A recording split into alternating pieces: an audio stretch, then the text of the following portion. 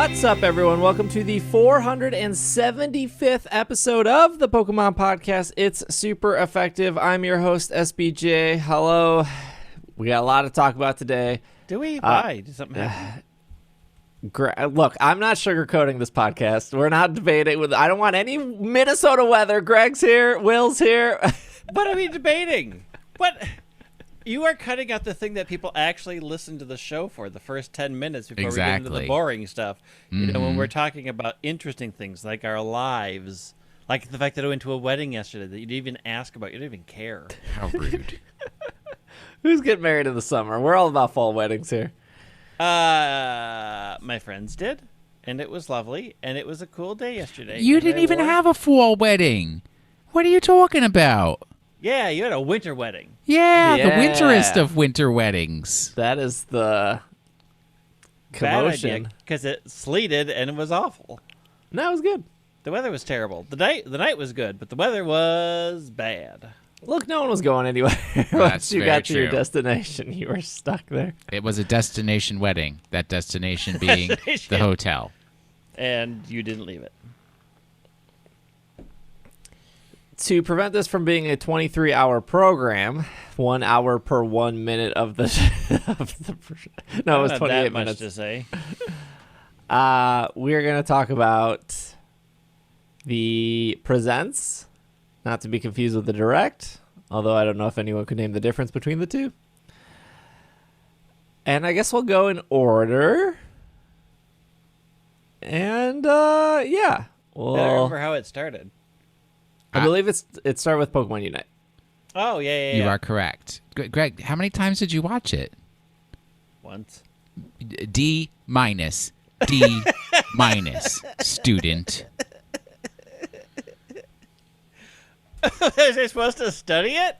Yes. Why? Because you have to catch those, like, super minute details. Like Mamoswine's coming to Unite, and I'm saving up all my coins. I'm not buying Blissey. I'm not buying Blastoise. I'm saving my money for my wish list that came true. One of the things I asked for was Sylveon? Was Mamoswine. Right. Oh, wow. All right. We'll start with the Pokemon Unite. I have the press release here. If you missed the Presents, obviously, I find it very hard to believe somebody would listen to this program and not watch it, but people are busy. I don't know. It was 28 minutes. Pokemon Unite is available for download on mobile devices on September 22nd. So we got a date for that. In this title that released on the Nintendo Switch this last month, players will face off against each other on five team battles in which they cooperate. Debatable. With teammates to defeat wild Pokemon, as well as level up their own Pokemon to defeat the opposing team. In anticipation of the launch on mobile version, pre-registration has now begun on the App Store and the Google Play Store. I haven't done that, actually. I forgot about that. I did. I don't even understand what that means. Registering for what? It's just like, because they both have where you can like download the app early. Well, not download, but say you're interested in the app. If pre-registration these press releases, anyways, you never totals send us the press releases. Reaches 2.5 million players, players will receive the Unite license for Pikachu. I'm assuming if you already have Pikachu, you get coins, kind of like how the other thing worked. If the total hits 5 million players, you will also get a special HoloWare festive style Pikachu. Festival style. If and when those thresholds are reached, players can claim the Pikachu Unite license and the HoloWare by logging onto the mobile version and completing the log-in event by October 31st. So not only do you not get it right away, you have to do an event. You're just unlocking the event that you have to then do to get it. Pokemon Unite players can also log in the Nintendo Switch version of the game right now to receive the Unite license for Zeraora. If players link the same account to both the Nintendo Switch and the mobile version, they will be able to use Zeraora in the mobile version when it launches too. Trainers can look forward to Mamoswine and Sylveon coming soon as the next playable Pokemon to join in the fray. When they say next playable Pokemon, are we just still continuing to skip Blastoise? We're skipping Blastoise. Blastoise doesn't work. They know it doesn't work, and they have to fix it. It'll ruin the meta, yeah. I'm also curious.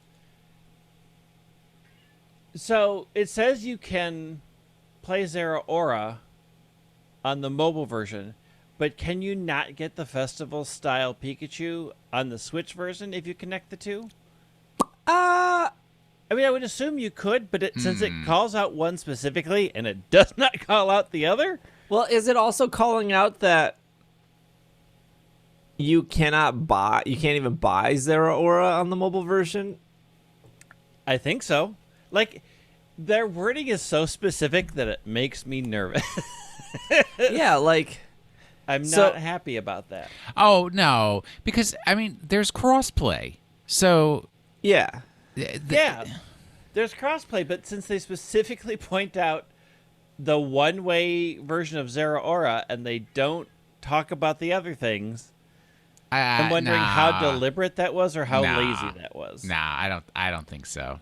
Yeah, it would be very weird if it was like, well, on the mobile version you cannot buy Zeraora, but if you have the Switch version and you got the Zeraora for free or you bought it, then like I can't imagine that would happen. I also think I don't know, is 250,000 and 500,000 pre-orders, is that seems like a lot. 250,000? No. That's 2,500,000 and 5 million people. That's not a quarter. That's millions and more. 2.5 million or 5 million. This is that worldwide. Seems like a lot. It's worldwide. It is a lot. It's not. It's worldwide. It doesn't even have to be people who play. All they have to do is indicate that they want to download the game. So everybody listening to this, download it so we can get the festival-style Pikachu, please. It seems like a lot. Even though that's like an ugly Pokemon, but sure. I mean, how many did Sword and Shield sell? 21 million. Okay, so there are more mobile devices out there than Switches.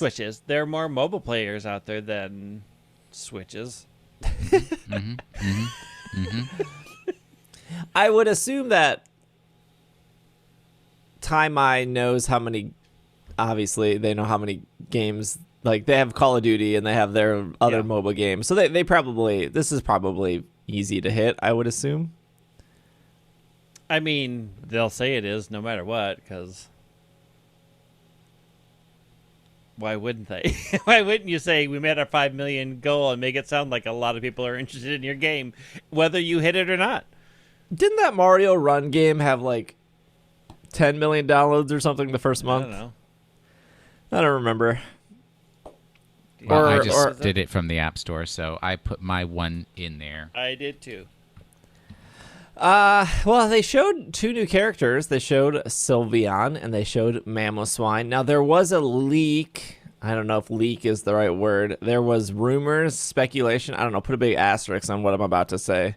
So before Blissey came out, there was, cover your ears if you don't want to hear this one character that they haven't shown yet, but we have like no proof whether it's real or not. But before Blissey came out, there was I'm gonna leak air quotes here, that it was Blissey, Sylveon, and Greedent. Greedent was the other one. Yeah, I've heard Greedent. So, well, I mean, like, Blissey, obviously, here. It exists. It's in the game now. Sylveon, they just showed this past week, so that seems to be right. So I guess maybe it's safe to say that Greedent is probably real, but not here yet? I don't know. Yeah, Greg is shrugging. I mean, it's hard to say what is going to be playable and what might be things on maps. Like, there are so many things that they are including, and if you assume there'll be different maps with different Pokemon boss characters to hit and different bosses, like Greedent has been a boss before. It's been a boss in Sword and Shield. So it's hard to say that necessarily means that it's a playable Pokemon. It's probably in the game. We just don't know in what capacity. Yeah. And then they showed Sylveon, which people like. And then they showed Mamoswine. So before we get to Mamoswine, are we starting off as Eevee, or are we just going to get Sylveon? The way they made it sound is it's just Sylveon. Yeah, that's what I would guess. Yeah. I mean, they already did really... just Lucario. So. Yeah. I mean, it'd be really weird to do Eevee and then it only evolves into Sylveon without, like, getting into the very complex nature of how you're going to do all the evolutions in Unite. I think they're just going to skip it. I'm going to say, here's Sylveon. I'm assuming they aren't just giving us Mamoswine, because Mamoswine has a very direct path of level up. Yeah, I would assume it's Swinub. It's Swinub, Piloswine, and Mamoswine. Mamoswine is probably going to be an all-arounder, because like every 3-stage seems to be an all-arounder, like Charizard, Garchomp. I don't know. There's probably another one I can't think of. I mean, Gardevoir is not an all-arounder. That's true. I mean, I guess Mamoswine could be a 3-stage defender, but Blastoise is a 3-stage defender. We know Blastoise is a defender. It says on the official website. I would imagine, I don't expect it to be a speedster. So I'm imagining it's an all-arounder. Mamoswine's kind of bulky and fast. And the screenshots they show, though, are like, they keep showing it in the jungle. Because it was in the middle of the Zapdos, and then they show it attacking in the middle, attacking Crawdont. So maybe it's an all-arounder? I don't know. I don't think it's a defender. They showed both of them in very similar situations. Yeah, they did. Maybe they just like showing off the jungle. More interesting than a lane. Everybody's like, jungle Mamos, my new jungle main. Well, Did I tell you I had a jungle Blissey the other night in the game? Like, yeah? Blissey went into the jungle. I'm like, what are you doing? Was it? Did you win? No. We did not. I had a jungle Mr. Mime one time. I saw that. They were on the other person's team, and they were very good. We lost. Mm-hmm. So they opened with Unite. That's pretty much all the Unite news. 2 new characters, the mobile date. I think some people walked away being like, "Oh, crossplay is a thing." They definitely said that. Yeah, they definitely said that before. Mm-hmm. They said cross account and crossplay would be things, but it's nice for them to like reconfirm that. And I guess people finally heard it this time. So, here's the question before we move on from Unite. The Switch is not the most powerful system in the world. Yes. You can see your frame rate in the upper corner. It'll say like, it never says 60. It always says like 47 or 48. Yeah, it says 47, 48, yeah. Do you think that if, let's say this was your favorite game ever, Unite was it was your go-to, you plan on dedicating your next 10 years to it, League of Legends in the garbage. Those people are out there. Yep. Do you think you would buy like the best iPad out there and just hook a PlayStation controller up to it and just play Unite that way? Because I would assume even a 3 to 4 year old iPad would run better than the Switch. I mean, maybe. I mean, I might. I mean, I have a new iPad. But I mean, I was downloading it. Does it have to be an iPad? Could it be like a less expensive Android device that has a high power processor and screen than the Switch? I guess, but I mean, does it need? Does the tablet world, the iPad is the dominant device. No, I'm not so sure about that. I mean, what like?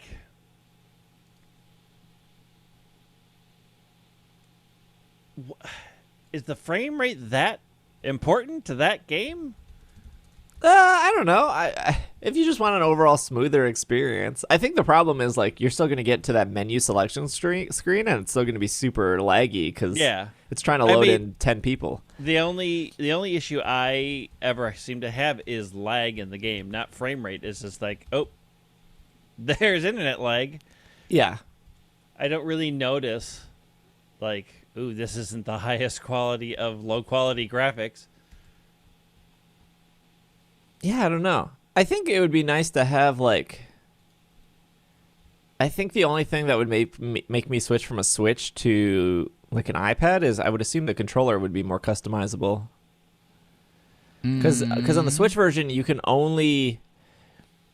move the map and you can't move the like attacks off the shoulder buttons. You can move them around the shoulder buttons, but they're limited to it. So, and then like the chat has to stay on the D-pad for the Switch version. You can't like move it up to like the shoulder buttons if you wanted to. So it is very like, even though that the Switch version has, you know, a control setting, I would assume that like an iPad or an Android version, you could really customize the controls the way you wanted to. Why would you assume that? Why? What would restrict it? Why would? Because the controls are determined by the app, not by the platform. Yeah, but if you're talking Android, you can do literally anything on Android. That's hacking. That's that is illegal. Not and iPad. No, you cannot. And if you do, we're I'm talking turning you Android, over to the internet police. Literally do anything. I mean, if you're going to go that far, just install an Android emulator on a desktop computer and go that way. Yeah, because that way you'll get the best performance. I would not be surprised if people do that. Yeah, I'm sure, but you're not going to then become world champion and walk into an esports competition carrying your desktop computer and say, "Oh, but this is how I play." This is how I they're play. going to say, "Oh, because you're disqualified." You have to play the game the way the game was made, and if you go beyond that, it's broken, and you're a bad person. Well, if you go beyond that, plus ultra, but plus ultra. Ooh, the most episode. Oh, let's. Well, I guess we're also assuming that you can even hook a controller up to the mobile version. I would assume you could, because I would assume you could. I would give that yes, because the platforms do support. Yeah. The like Bluetooth controllers. I mean, now I feel like I have to get a controller for my iPad, which means I have no reason not to jump back into Genshin Impact if I do this. You just don't this have is like a bad situation you don't have for me a to be in. PlayStation controller or an Xbox controller Why laying would around? he have either of those? He does not have a PlayStation or an Xbox. I have a PlayStation 4. Yeah, there you go. That's all you need. Does the PS4 controller? I have a Yeah, PlayStation PS4, PS5. something, and I have an Xbox something. One. Do you really? Yeah. How come you didn't friend me on either of these platforms? Because I never. I have not turned. Matter of fact, we disconnected them when we moved our living around. Except for I think I reconnected the Xbox. I don't know why, because I still haven't turned it on. The problem in is 3 there's years. 2 Xbox One controllers. One of them is compatible with iPad. One is not. So I would say go PlayStation. I've heard that the PlayStation controllers are easier to hook up.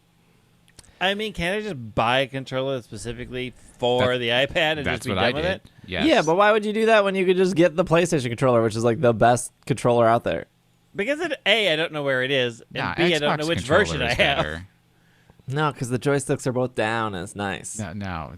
Okay. So the Switch Pro controller is garbage. I prefer a PlayStation 4 controller over the Switch Pro controller. I would hardly disagree, except for the fact that Katamari Damacy does play better when the sticks are parallel. It does.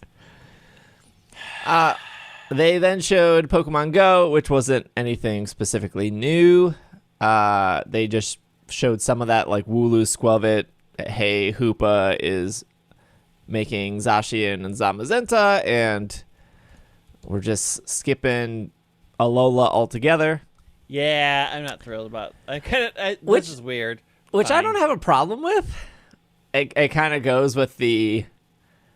I feel like sometimes the Pokemon Company starts to establish patterns. We talk about it all the time on the show. Everyone likes to talk about the patterns on Twitter. You know, Gen 8 was supposed to have 2 new Eevee evolutions because Gen 2 had Eevees and Gen 4 had Eevees and Gen 6 had Eevees. So Gen 8 must have new Eevees, and that didn't happen. I feel like sometimes they're just like, you know, we started a pattern. We don't like this. Skip Gen 7. Do it. We got to throw them for a loop. I mean, are we going to talk about the fact that the Pokemon Go song got lyrics? Only the nighttime. No, because I refuse to listen to any audio from Pokemon Go altogether. It gives me on YouTube. True. I didn't look it up. And Oshawott coming to Community Day. Yes. Oshawott is coming to Community Day, yeah. So, we can't record Sunday the 19th. We have to come up with a different day. That's fine. We can record early. The one thing I want to say that wasn't shown in the presents, but we should talk about is Pokemon Go is terribly broken right now. They put phalanx in raids, and then people couldn't see phalanx because it was too zoomed in, so they had to remove phalanx from raids, and then they put Alec Machamp or something to substitute. And then if you put phalanx as your buddy Pokemon, he's just vertical. He doesn't actually follow you. He just goes straight up like a totem pole. Yeah, he doesn't look good in the menu. It's just phalanx, really. Phalanx has ruined this game. I haven't found a phalanx. I think. What do you mean? I just got 20 of them on my bike ride this morning. I haven't seen any in my area. I haven't seen any raids either. It's just he's not in raids. I got raids now. They did bump him up in the wild, and I believe he's in eggs. But I've seen I don't know, in the last 48 hours, I've seen 3 in my house. I think I got all of the Galar ones that are dropped. I got Squavits, I got Wooloos, I got Phalanx. What else is there? I have no Phalanx. I have Ice Daramaka. I have Zacian. Right? Yeah. Zacian's in raids right now. Yeah, I didn't do a raid one, though. But I've not had a Phalanx. Yeah, they're around. I got extras. And I see their shadows. They just don't come to me. I got one in my house right now. I have a Pokemon Go public service announcement about raids. If you're intending to invite me to a remote raid and it's Galarian Weezing, I will be removing you from my friend list. Why? Could be shiny. I don't need shiny Galarian Weezing. I don't need to spend a remote raid pass on that. Thanks. Also, the notification system is really bad. So you That's can always send been me bad. things, and I'll see it on my phone. And by the time it actually pops up, the lobby's gone. Yeah. Okay, can we also talk about how are we We're here. this far into the life cycle of Sword and Shield, and the YCOM is still that bad? Because they Do haven't... you expect them to fix it? Yes. People expect them to add the rest of the Pokemon, too. I mean, it is so bad trying to do Chandelure raids this weekend. And so it was I have the raid up, and I'm like, well, maybe YCOM will decide to show me. We'll just keep hitting it. Restart it. Maybe we'll start that. It is so awful. It is bad. And I still can't believe, we are 2 years into its life cycle, and they haven't even, stated we're looking into it. I think it's just nope, it's going to always be bad. Done. It's just bad. And Done. They got other games to work on. One of the problems is anything internet related, it's even in 2021, it's so fragile. It's they could change one thing and be like, oh, this is going to improve it. And then all of a sudden, YCOM doesn't work at all anymore. Ever again. It doesn't work now. Well, I mean, it kind of sometimes works. I mean, if they could just... Dynamax Adventure, they got it mostly right. Yes, mostly. I would take the Dynamax Adventure system over the... I would as well. But we don't live in that world. We live in a world where they're not fixing the YCOM. Pokemon Go, very short during the presents. I am meeting with Niantic this upcoming week. Some content creators already have met with Niantic and their task force team, whatever that means. We talked about that last week. We did. That special task force. Yes, the special task force, which is made up of Niantic employees. There was, I think, 2 meetings last week and 1 meeting this upcoming week. So I'll let you guys know. We'll see. And everyone else is going to argue distance, which is a fair argument. I'm going to just ask for Cramorant. And I agree. That makes 100%. Yes. Just say another Rosalia Community Day will make it all better. No. They did some Pokemon Masters EX news here in celebration of Pokemon's Masters EX 2-year anniversary. A new legendary event, Howling Shield of Eternity, and the power of Dynamaxing is coming to the game.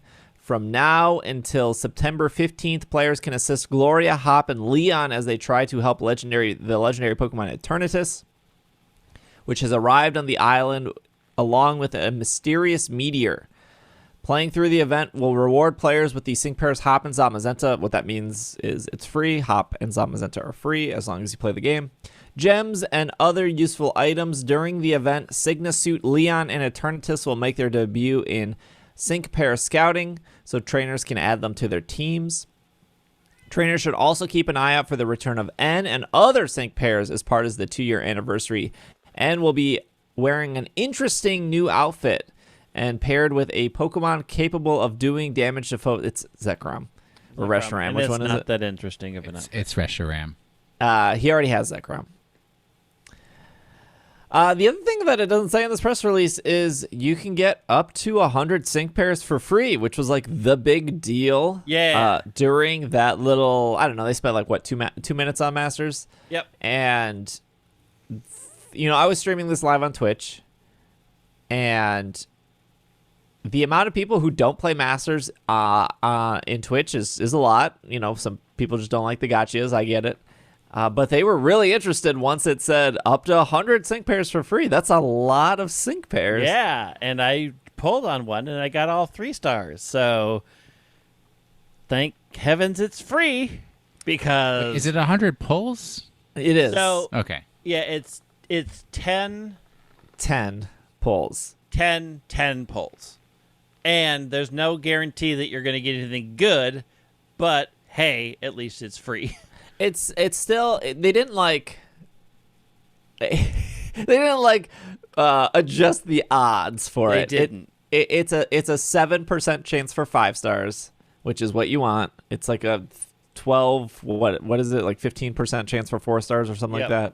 And then it's like a 75% chance of 3 stars, which is the majority. But you get this little ticket when you log in. I think you have more than 10 days to log in. So they did give you, I think it's up to September 15th. I think so. So, if you're listening to this podcast and you're on the fence for Pokemon Masters, you're already going to get 3,000 gems just for logging in. Now, 3,000 gems is a normal 10 pull in the game. It's 7% for a 5-star, 20% for a 4-star, and 73% for everything else, which is only 3 stars.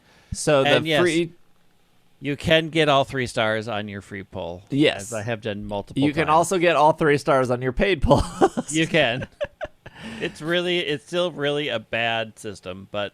So there is a different system currently in the game right now. Well, not currently, but that exists. It's called Fair Scout, which is what the Leon banner is. So normally when a trainer is on a banner being like, oh, I want to pull on Leon, or I want to pull on Nessa, or I want to pull on Hop. Hop's technically free, but pretend. Yeah. They're normally 2%. So you have a 2% chance of getting Leon, you got a 2% chance of getting Gloria, you got a 2% chance of getting Nessa.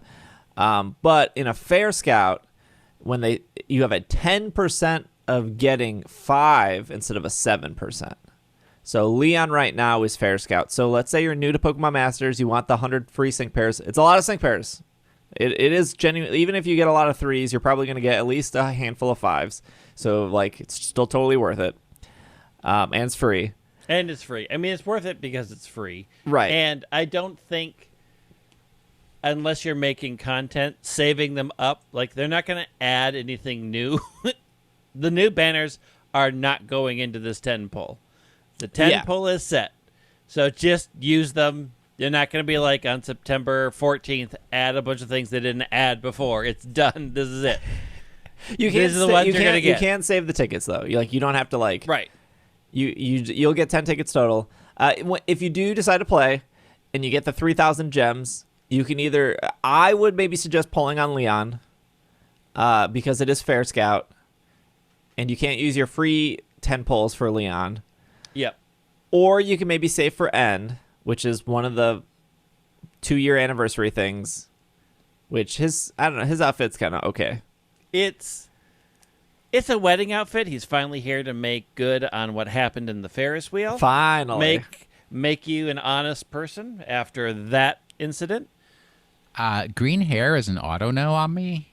So, what was I going to say about the 10 pole?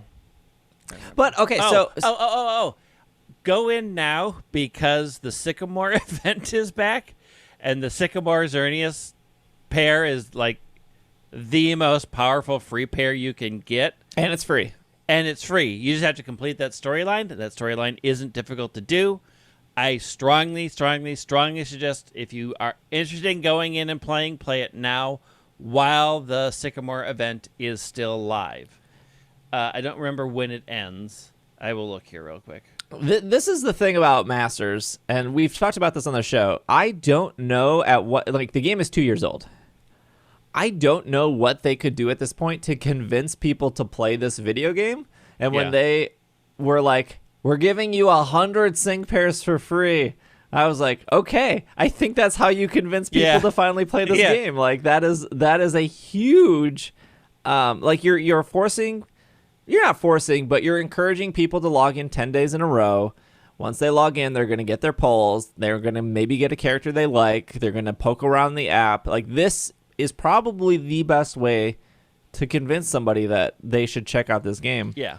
How many sync pairs total are available in the game? Too many. I can find out in a sec. The legendary events that are currently active, which are Getsis, Sycamore, and Cyrus, are up until 9/16. And normally to pull, so 3,000 gems, you get that for free too when you're logging in. 3,000 gems is about like $20 to $25 in the game. There is 178 potential sync pairs right now.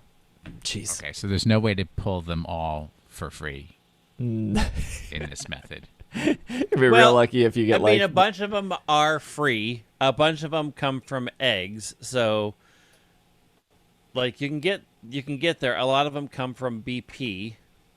So, I mean, how does the egg work? Like the Pokemon hatches from the egg, and somebody walks up and says, "I paired with that one." So, no, you pair with it. You yourself, your character pairs with it.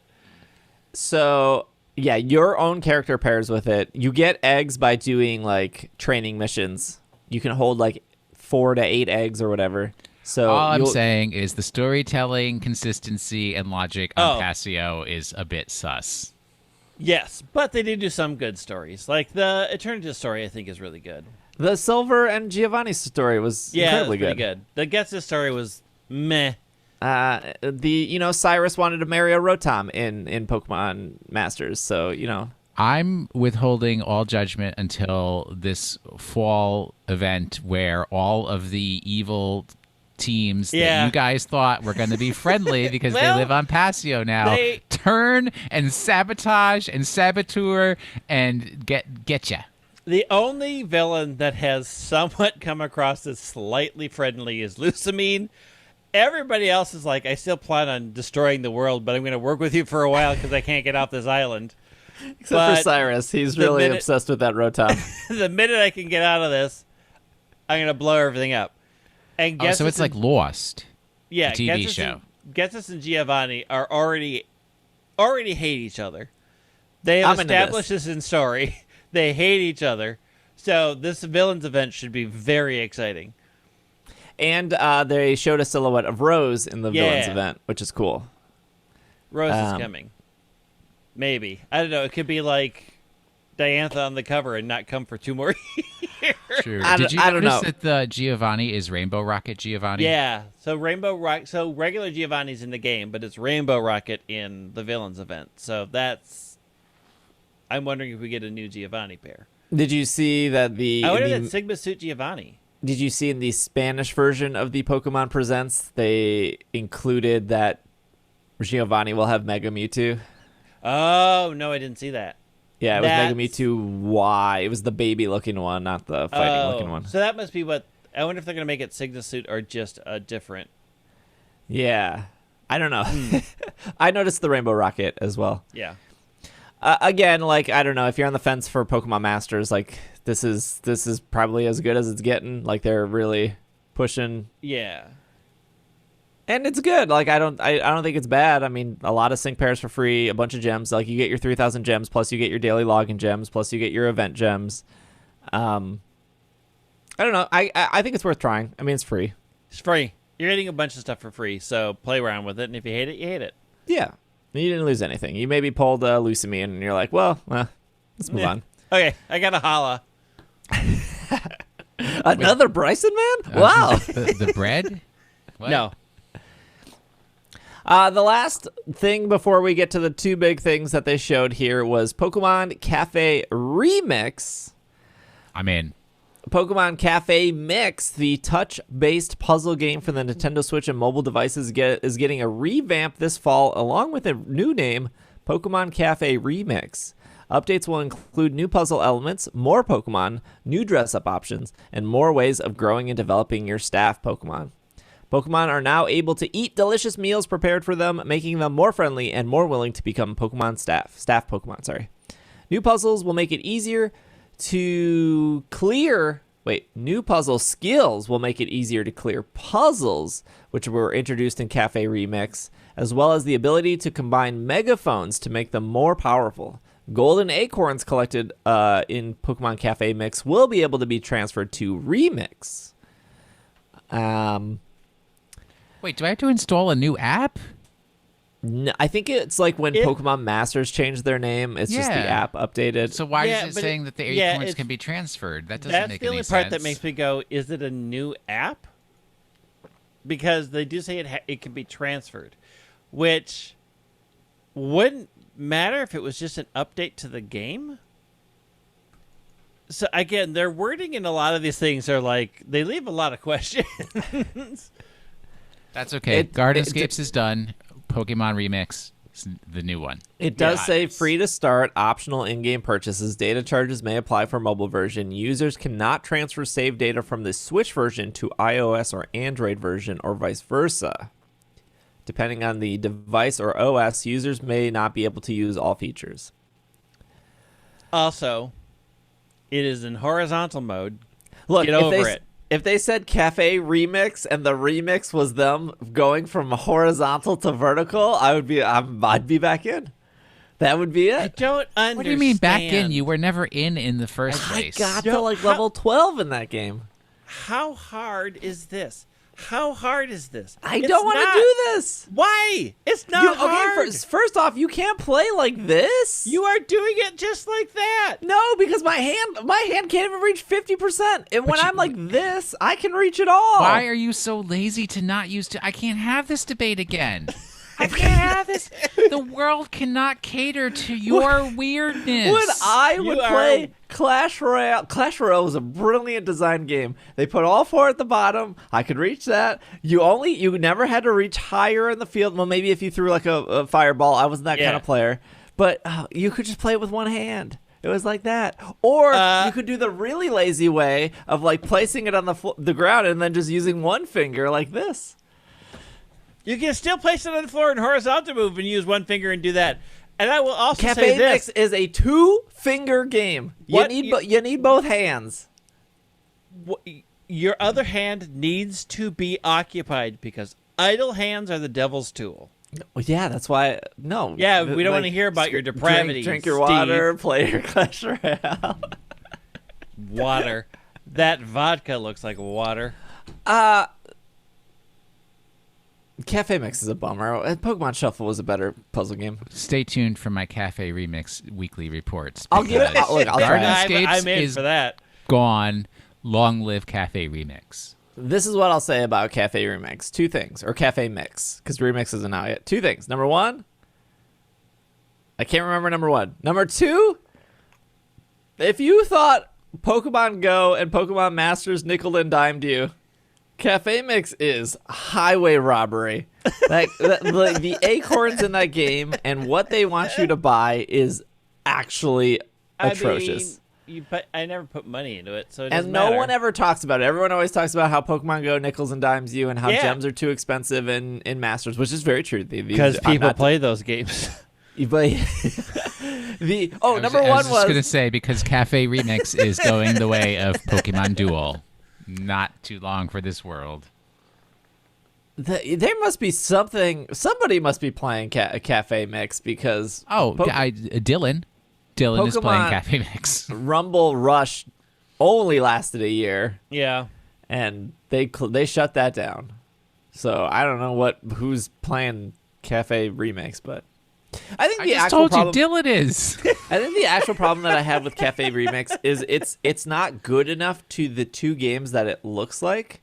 So like Pokemon Shuffle, I think, is just a better puzzle game. And it was on iOS and it was on 3DS and stuff. And I really like Shuffle a lot. And then the other game that it actually looks like is Disney Tsum Tsum. And it's not as good as that either.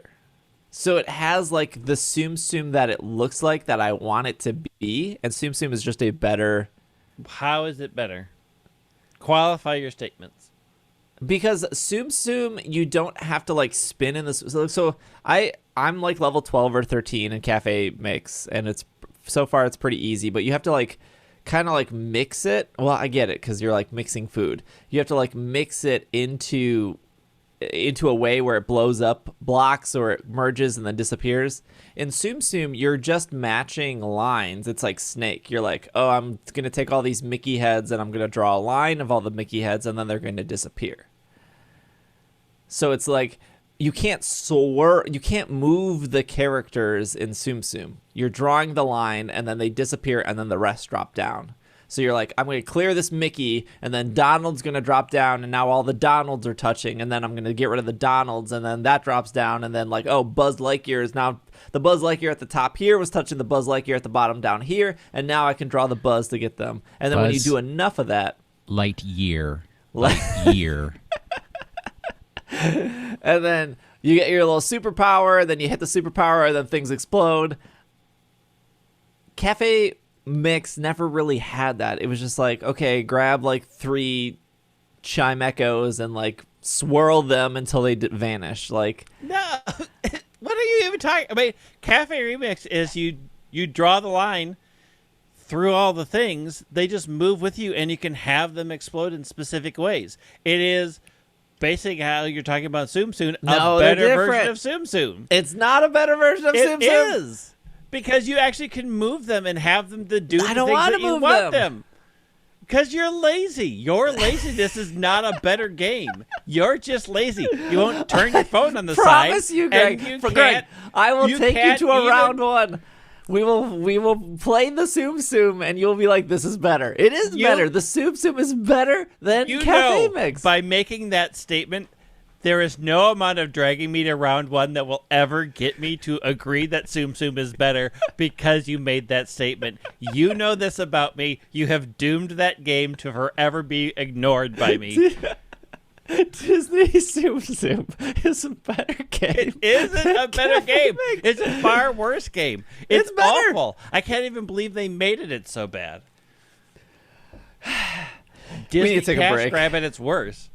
Oh, there's no debating it's not a cash grab. That is true. It is 100% a cash grab. We have been to the Mall of America multiple times, and not once have you dragged me into that arcade to show me Tsum Tsum. Is not it, I don't, once. Because it's not a Disney. It's Nickelodeon. They don't have it. They Yeah. don't have it. Not in No. The arcade on the the fourth arcade floor, on the third floor. floor. Yeah. Wait, there's an arcade up there? Yes. Oh, dude. Do you even pay attention? No, Why do of we course he take it you doesn't. places? Is it We're round? going Is to it round break. one? No, I don't know. I don't think so. Okay, let's take a break. When we come back, we're going to talk about Diamond and Pearl. Pokemon. He came running in here before we hit start. Yeah, that's the most. That's the most important part. Look at this boy.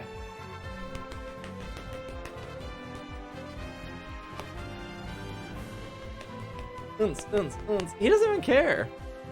He's just so he's just so boring. That belly. My other cats would not have that happen.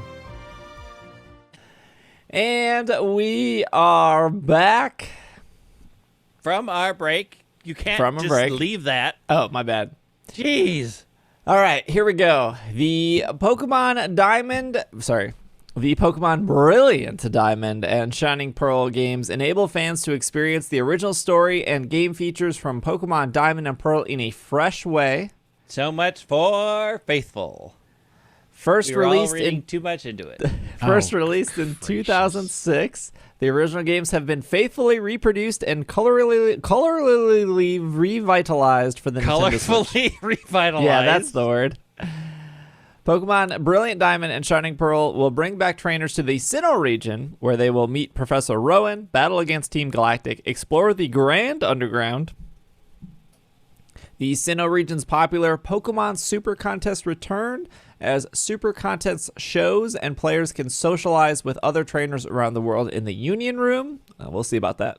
Trainers will be able to personalize their gameplay experience by using capsule decorations.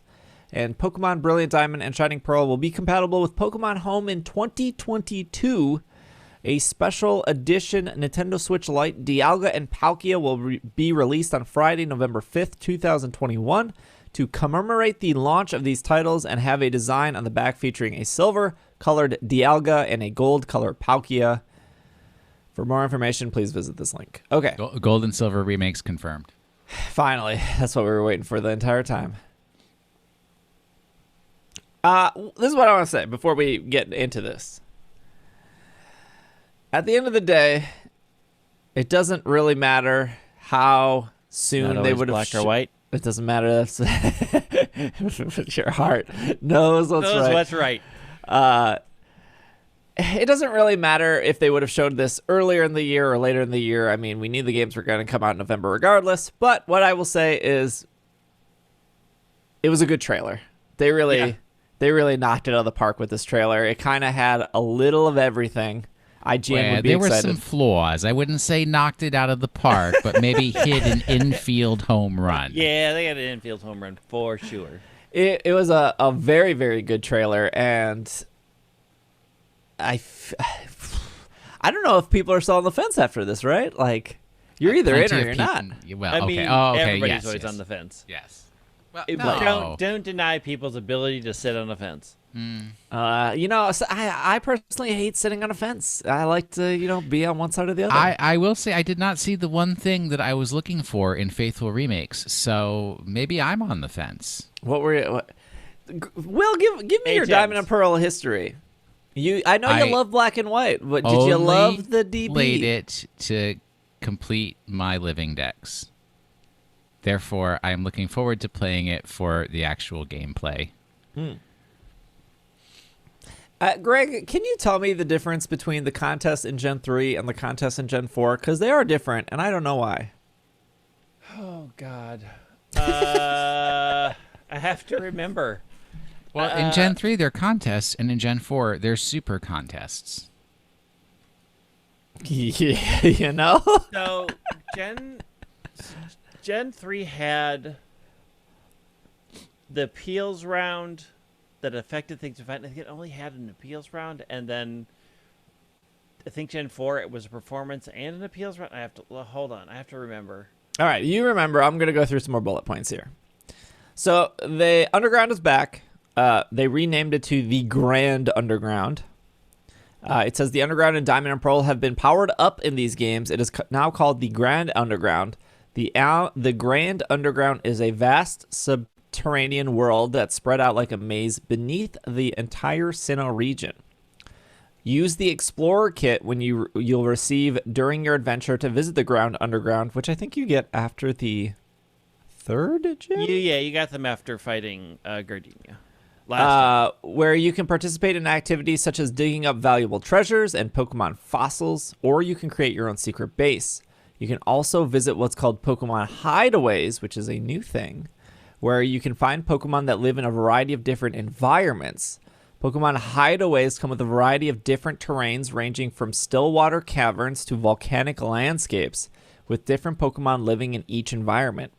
Among the Pokemon that inhabit the Sinnoh region, there are some Pokemon that can only be found in these hideaways.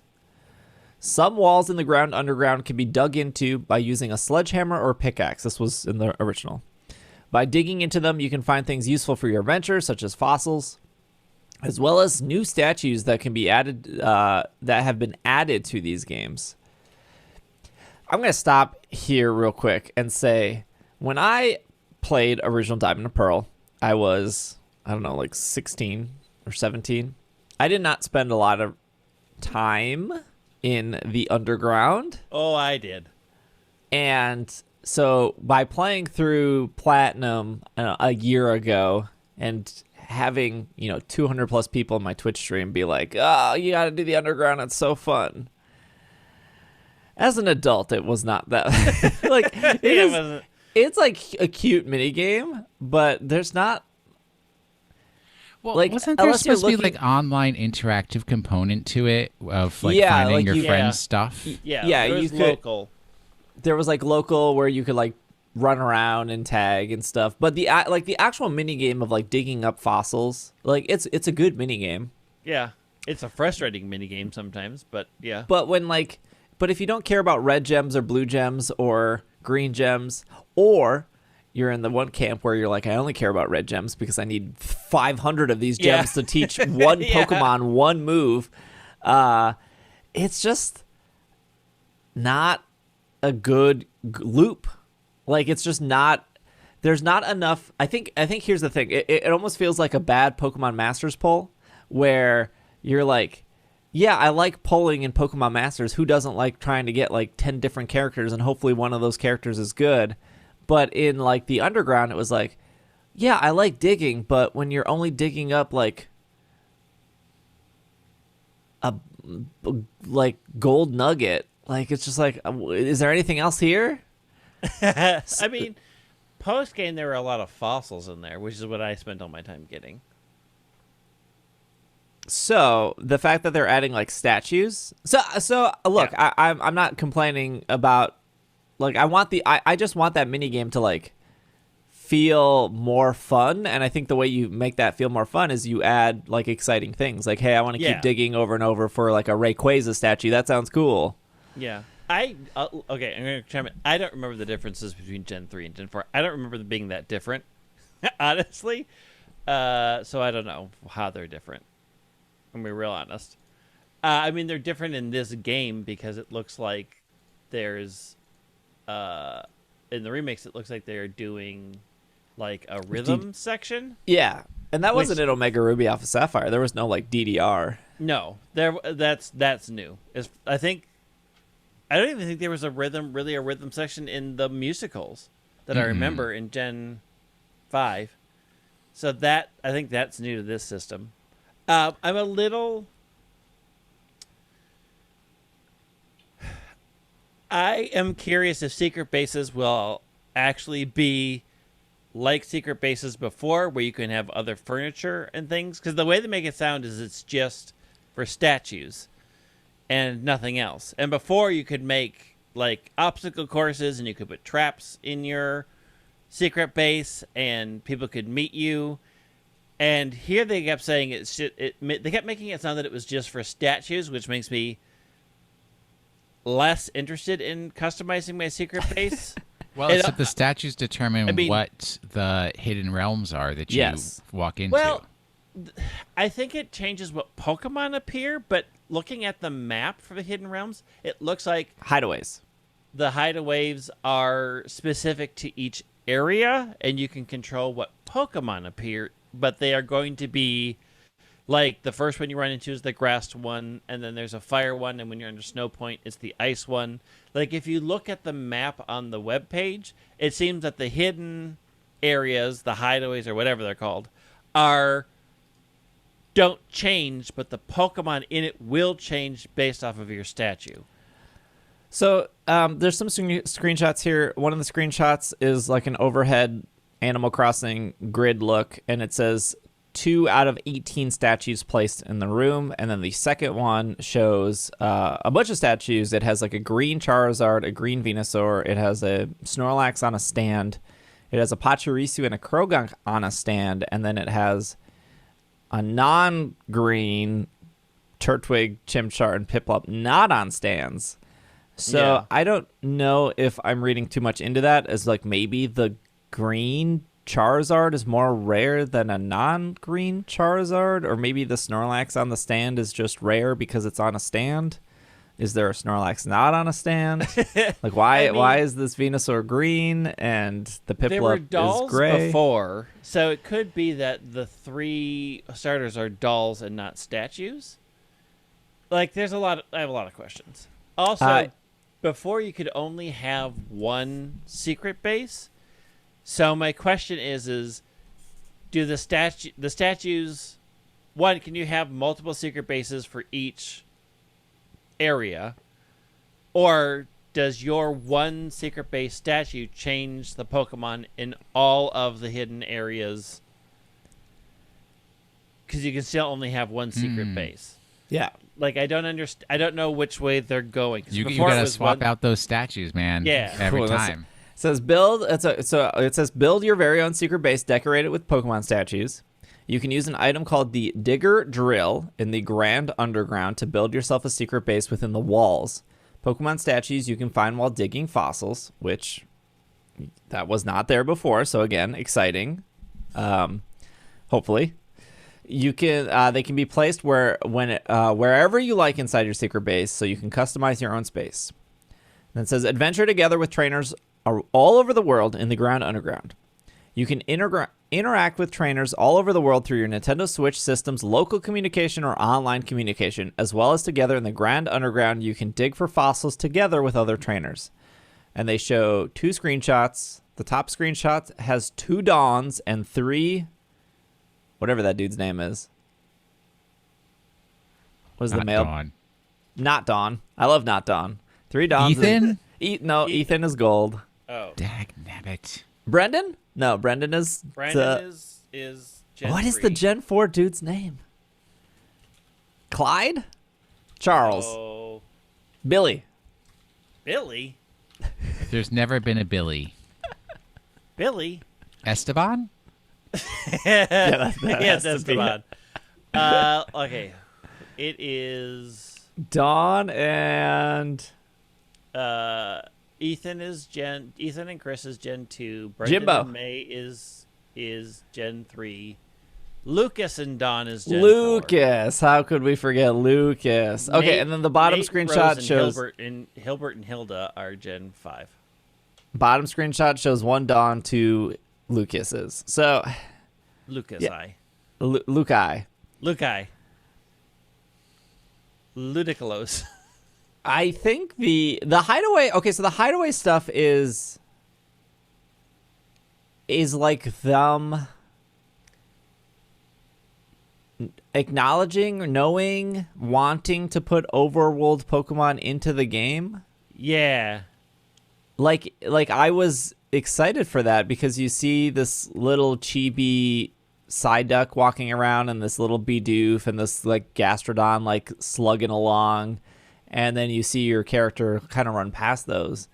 And I will die on this hill. I think random encounters are bad. They're not fun anymore. Yes. I mean, as a person who has a show about random encounters, I'm still really liking them.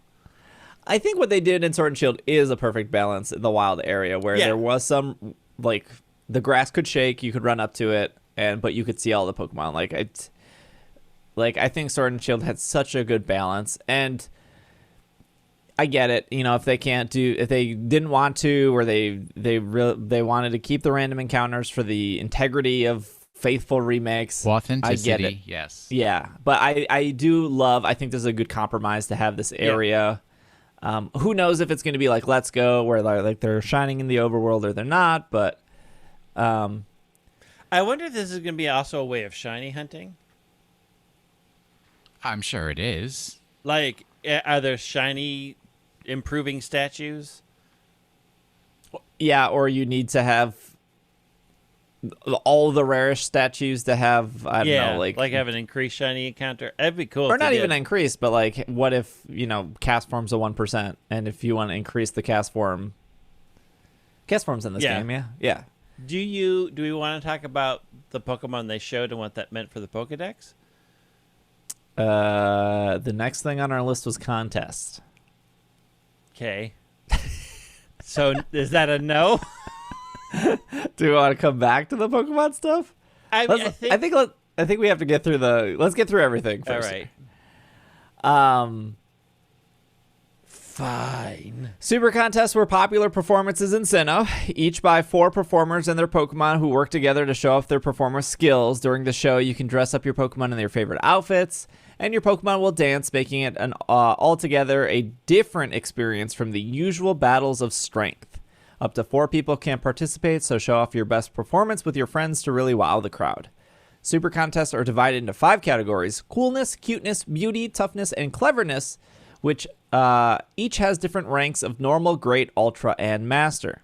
Super contests are judged based on visual evaluation, dance evaluation, and move evaluation, and you can receive hype points based on your evaluations, and if the combined total of all 4 performers' hype points reaches a target's score, the show will be declared a success.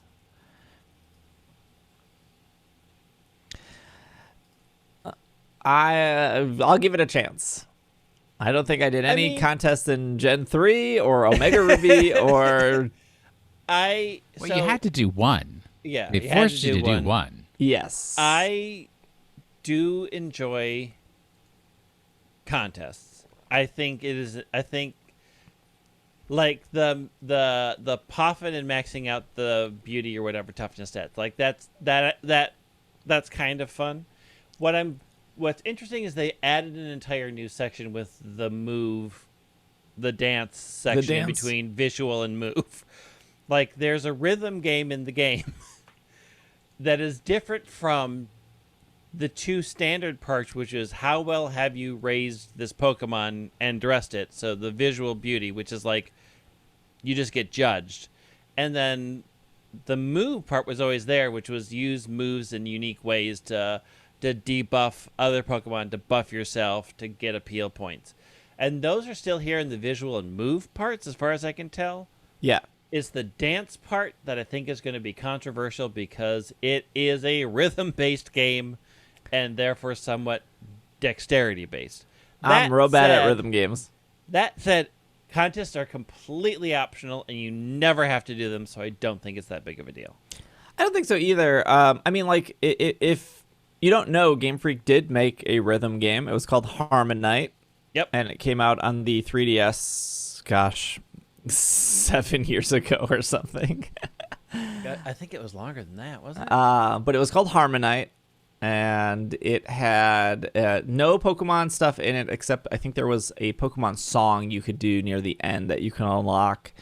But, yeah, I mean... It comes down to whether or not you like rhythm games. I'd be curious on the Harmonite ribbon. Was 2013. So 8 years ago. I'd be curious if the ribbons line up with the ribbons in Gen 4, because there was a lot of Gen 3 ribbons that were similar in Ruby and Sapphire and then similar in Omega Ruby, but Omega Ruby added like 10 more new ones or something like that. And they really, really went all in on stickers. Yeah. Speaking of stickers, use capsule decorations to create effects according to your taste. Using capsule decorations, you can place stickers to customize the effects and appear when a Pokemon comes out of the Pokeball for battles or super contests. With over 90 different stickers, you can customize your ball capsules with fluttering effects, flower petals, raging flames. You can buy stickers in the shop, but you can also get them in other ways by defeating gym leaders or being successful in super contest shows. That's how you get the rare stickers. Yeah. Where you can flex in your non-ranked ladder battles. Yes. Again, I wasn't super into Maybe I was just an edgelord 16-year-old. I was like, I just want to play through Pokemon. Maybe you were. I just want to battle. Yes, you were. You absolutely were an edgelord 16-year-old. You had a chain wallet. I did have a chain wallet, yeah. But I still don't know what your hairstyle was, so I don't know how committed you were. I had a faux hawk. God, why do I know you? That's the Look, he's not a child any longer. Yeah, I've only gotten... Worse. They got rid of the letters, right? There's no way. Because in the original, no words. Yeah, I guarantee they got rid of the letters because that was bad, and since it's now online, it's real bad. So they got rid of the letters, and they just have pretty stickers like stars and confetti for your Togepi to petals and hearts. But you can add up to 20, which seems like a lot. Yeah, I like the little like grid thing they showed. What's interesting is it's got you can either do it in 2D mode or 3D mode. So you can either do it on a grid or freestyle in 3D mode. And I don't know, grid. Like, are we assuming that where you place it is where it will appear in front or behind or below? That's your Pokemon how it was. That's how it worked in the originals. Yeah.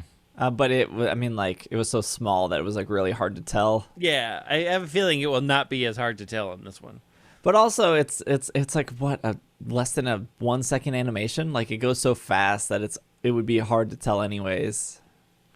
I could see that confetti coming out behind that Togepi. Yeah, you can see it. Tell this to the stars and squares shiny people.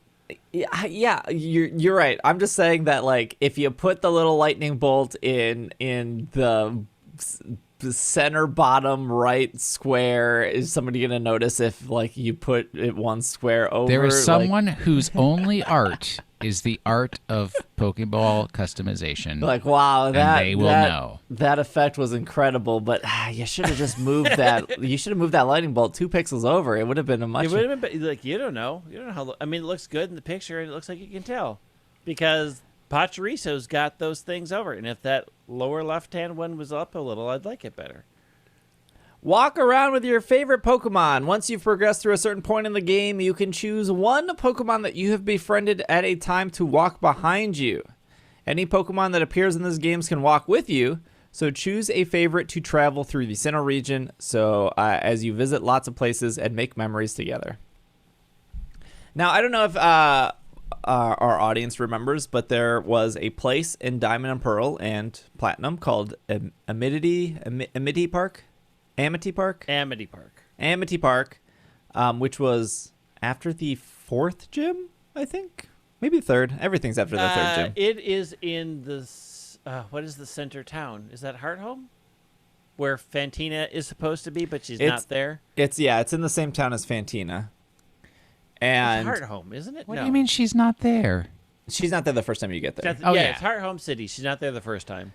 Yeah, Amity Square is in that city. It's the north section, and you could only bring cute Pokemon. Yeah, you could only bring like 8 Pokemon in, and then in Platinum it like upped it to 20 Pokemon or something. Yeah, I got real mad what they considered cute.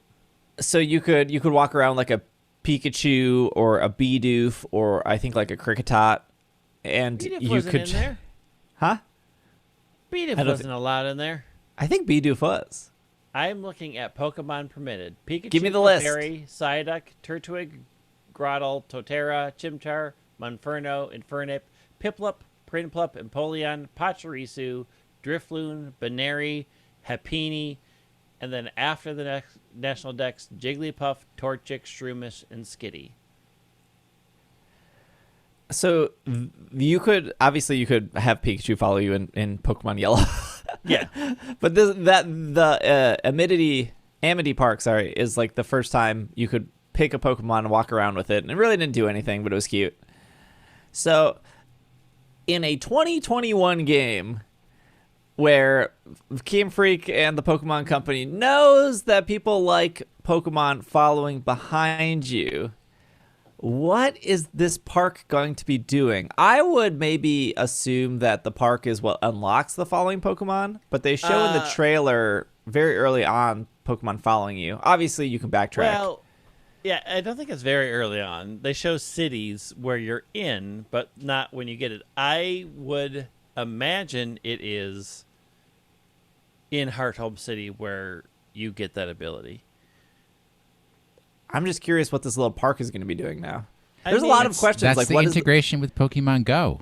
There you go. The biggest thing in the park was you could get You can find like items on the ground. You could find items on the ground. They would randomly pick things up, and I'm imagining that part is staying, and they probably got rid of the cuteness requirement and just said, "Here, come into the park. Your Pokemon will follow you around, and then you can pick things up, and then from that point forward, your Pokemon can follow you in the overworld." I don't even remember. I think mostly you just got contest items in the park. I want to say there was a TM hidden in one of the little caves, or like not caves, but like little treehouse things that they had. And I thought you could pick up like Secret Carbos Power and a track were hidden in there. The Spooky Plate was hidden in there, and the Amulet Coin was hidden in there. But that's exciting. I mean, like, people freaked out when walking Pokemon came back. Like, at this point, it's like a standard, I feel like. Yeah. I don't know why it was ever, I don't know. It's just, it doesn't, like, make or break a video game, in my opinion. Like, I can't imagine somebody's like, oh, man, Diamond and Pearl is my favorite game ever, but if there's no walking Pokemon, I'm not buying it. Like, I'm sure that one person exists. In an infinite universe, anything is possible. But Gleeblorb is like, no. But it's always funny because I'll post, like, I don't know, clips or tutorials on YouTube or Instagram or whatever, or TikTok, and then people will be like, how'd you get the Pokemon to follow you in Sword and Shield? And it's like, oh, you must have missed the DLC part of this game. Yeah, it's the DLC. Interact with trainers around the world in the Union Room. Union Room is a facility where you can enjoy battling and trading with other Pokemon and trainers through the Nintendo Switch system or other communication. In Local Room, trainers can gather by local communication to enjoy trading, battling, and other activities. In the Global Room, trainers can use the online communication to gather in a single room for trading, battling, online communications. Now, again, I don't know if a lot of people remember this, but back in the day, when you joined the Union Room, you would be randomly assigned an NPC as your character, and sometimes it wasn't what you would want. Like, I don't want to be the hiker. I don't want to be the like swimsuit guy. And so I'm looking at screenshots, and you can see the hiker. You can see the like country girl. You can see like the old lady and like the little psychic dude with like the hair swoop, and they always have like an Abra or a Kadabra. Is it randomly and then you see Lucas. Well, you see yourself as you. Always saw yourself as the character, as yourself. And how you appear to other people. See you. Right, Yeah. but that was, I remember like that because when Diamond and Pearl came out, that was the first time I was on like forums. But we all can't be the same people. Well, no, but this leads into like the added character customization in this game. Not enough. So are they ignoring the character customization for the Union Room? Did you see how the character customization works? Yeah, they showed a little bit of it. You're only getting full outfits. It's not like Well, I have the leather jacket sure. and that. Did you look at the menu? Yeah, It said menu. this style, that style, that Yes. style, that style. It did not say leather jacket, jeans, leather jacket, You're right. shorts. Like there is no split tabs But on this. you're menu. missing the really important thing for faithfulness, which I find hilarious, which was there were literally two rooms. And you walked into, I'm going to walk into the local room, I'm going to walk into the global room. Yeah. Rather than walking into a room and then having a menu come up that say, do you want the local room or the Oh, global right. room? Because that functionality never had any problems, ever. Yes, they did. They did show character customization. Well, hold on, we'll circle back. They showed character customization. It says you will be able to buy and change outfits at the Metronome Style Shop in Veilstone City. I just want to say one thing. In Diamond, Pearl, and Platinum, you could pick your permanent trainer style. You had to go talk to a specific person in Orberg City, and they would let you pick how you appeared to other people. Well, which trainer type you appeared as, Yes. Oh, I see. I didn't know that. Yep. So in that one, and then they also did that in Heart Gold, Soul Silver. I think it was only random in Gen 3? They showed outfits, although Will is right. They only showed like 4 outfits and it looked like full outfits. And the website is saying you can buy and change outfits at the Metronome Style Shop in Valeson City. If you were curious what that means, the Metronome Style Shop is where the Game Corner used to be. Yeah. So goodbye. that's Gambling. gone. Hello. Clothes. They only showed 4 outfits. They were complete outfits. We don't know if there's more. We don't know if you can customize these outfits. The outfits they showed were very cute, though. Like, they were all really good outfits. Everyday style, Eevee jacket style, winter style, leather jacket style. So yeah, we don't know that. It's cool. You can pick your skin color. This was one of my complaints for Omega Ruby Alpha Sapphire that we've talked about. That why didn't they just let me pick who I could be? Why don't they just have a couple outfits? This game has done that. There's another podcast that would have said, I can't believe there's a single person in the world that looks at these games and says, I can't customize my character. That's a no. Yep. And they're going to be like, yes, and I'm sure that podcast is done by 3 white dudes that are like, who cares about being your skin color? There are plenty of people of color that would kill to actually have some sort of representation. Back in my day, you couldn't be a girl. So that's true. Yeah. So it's a work in progress. Do we now want to talk about Wild Area and the Pokedex? Yeah. So for everybody's like, oh, I wonder if the National Dex and stuff is going to be there. Going by past games and what they showed in the Wild Area, they showed Pokemon in the Wild Area that did not appear anywhere in any of the Diamond, Pearl, or Platinum Pokedexes. Are we talking about Hideaways? Realms. Yeah, the Hideaways. The Hideaways. So in the Hideaways, in the Hidden Realms, in the Shadow Realms, there's a Numel. Numel was not in any of the Pokedexes, if I remember correctly, and it's in this game. So, like, speculation about what will be and won't be in the Pokedex is sort of out the window right now because we don't saw know. Something. I need to go back and look at one of the screenshots of that. It was the ice area, and I was like, this is kind of sus. Where was that in? And, like, there's a Sentret in there, and I'm pretty sure Sentret isn't in. I still find it hard to believe, although believable nonetheless, that they would release a game after Sword and Shield, and that game wouldn't have some of the most popular Pokemon currently on people's minds, like Scorbunny, Grookey, for me, Cramorant. Although I would, as much as I like Cramorant is featured in a lot of merchandise and a lot of, it was in the movie, and it, like, whether or not the U.S. likes Cramorant, we definitely know people over in Japan like Cramorant. So I do think Sentret's not in the Pokedex for Diamond and Pearl or Platinum also. So we already have a couple of Pokemon shown on screen that are in the Hidden Hideaways that aren't in the old Pokedex. So all guesses about what this Pokedex will be are off the table because we don't know what they're doing. Yeah, we don't know if, like, the Hideaways have Gen 8 Pokemon. Right. And they that's don't just know something if things they're unlock post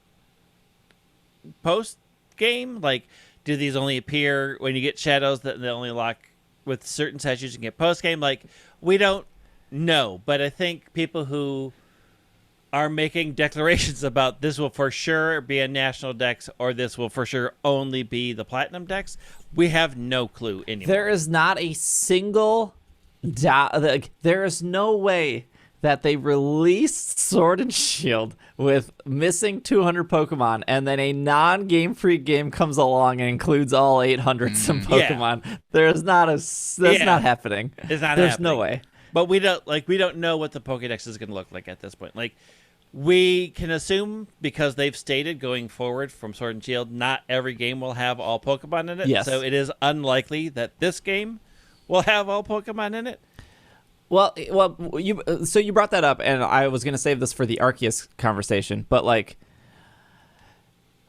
like they they did 28 minutes of Pokemon news, and then the last like 14 seconds they're like, by the way, Yep.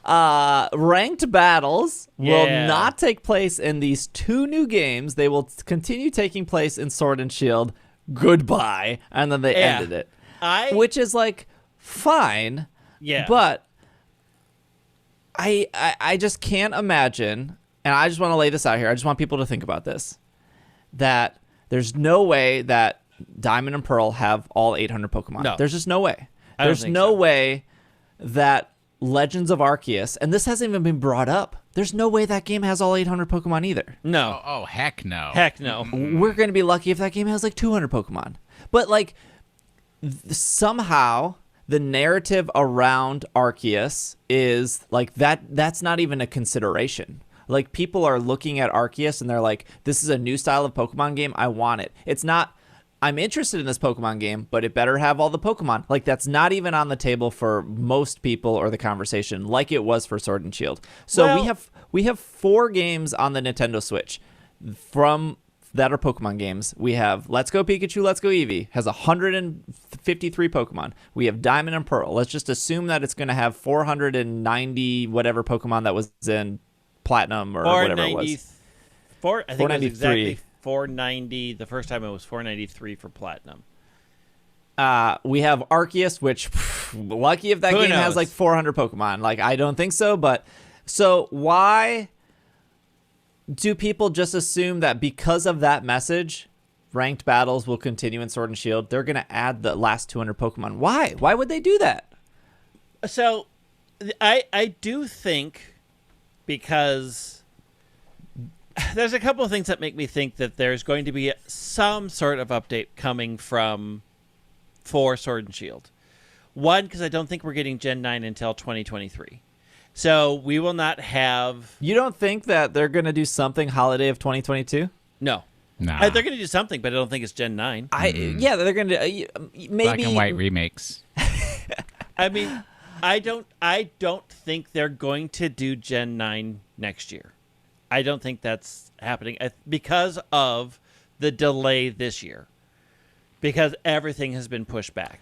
Okay, so I can see that in a COVID sense that developers are behind. Gen 9 is going to happen in 2022. I think it's going to be 2023, which leads me to think we are going to get some sort of update for Sword and Shield, because there will be new Pokemon coming in Arceus, which we'll talk about. I don't think it's going to be a full DLC. I do think they might do, hey, we're adding some Pokemon in from these games, and it'll be a free update. But I do think because there's going to be so long before the next generation, and we will have been sitting in Sword and Shield for ranked battles for, almost 4 years at that point, there's going to be some sort of update to Sword and Shield. I don't know what that looks like. I don't think it includes everything, but I do think because they are introducing new Pokemon in Arceus, which we'll get to, that they are going to do some sort of update to bring those into Sword and Shield. I can agree with you there that there could be an update, whether it's free. I think it's real dangerous for them to do a paid update at this point. Yeah. But if they decide to fill in a gap for not having something for Christmas and make it a DLC and something else, that I could see. Maybe. I just don't see a world where they're like, okay, we're missing 230 some Pokemon and we're going to fill it in. Because like how do you even market that? Think about this. What do you mean fill it in? Which part? Because Sword and Shield's missing 230 Pokemon. Okay, yeah, but they've done DLC where they add completely new Pokemon that aren't fill it in Pokemon. Yeah, but some people are assuming that because these 2 new games aren't doing ranked, and because there's still this speculation that Sword and Shield is missing the rest of the Pokemon, so therefore it should get the rest of the Pokemon. Well, I'm just arguing that there's no DLC. I don't think that includes 230 Pokemon. No. Oh no. I could definitely see what Greg said, where they release a small update that's like, here's Stantler and its evolution, here's Basculegion, here's a couple Pokemon to coincide with Arceus. But even if they didn't add any new Pokemon, they already have ranked figured out, because a ranked season lasts 3 months. So we're right now in season 10.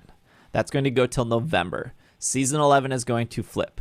They still have not done the GS Cup.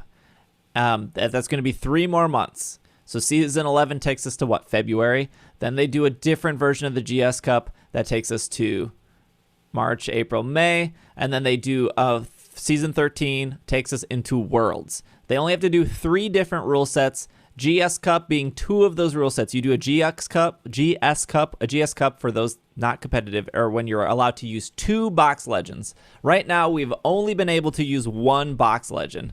So GS Cup is 2 box legends, easy. You do GS Cup with Dynamax, you do GS Cup, not Dynamax. That's 6 months of content that they don't have to worry about the Pokedex. That, if you're not a competitive fan, no one cares. Competitive people want the GS Cup. That is like the thing that they have been dying for. Like season 10 just doesn't scratch that itch. They just want the GS Cup. So GS Cup, no Dynamax, GS Cup with Dynamax, that's 6 months of competitive content. So even if your argument is like, well, I got to add the rest of the Pokemon because competitive is boring, like you clearly aren't a competitive person. Like adding Wurmple and Gorbis isn't going to change the state of competitive. Having 2 box legendaries in your team is going to change the state of competitive. And for a third version, they could just do another ban, right? Like they could just say like, hey, we're banning Incineroar, we're banning Landorus, we're banning like these, and now here's your season 11. Like I think in a competitive sense, filling out the rest of the Pokedex just doesn't actually make sense. In a marketing sense, I think filling out the rest of the Pokedex also doesn't make sense. How do you go from like, hey, this DLC has 40 different legendary Pokemon and a brand new like area to go, like, hey, this DLC has Wurmple and Gorbis and Clamperl. Sounds riveting, right? Like it just feels like very hard to market. I'm into it. Although I guess they just throw a grin in. I don't think it's that hard to market. I think you're like, because you can't figure out how you would market it doesn't mean that that's a reality. I think they can definitely market however they want and would be very successful in it because it's their job. I'm not worried about they have marketed all sorts of things that I'm like, why are you doing this? But people still buy it. Yeah. But I think they couldn't market their way out of Pokemon Rumble. Well, you can only do so much with a bad game. I do think that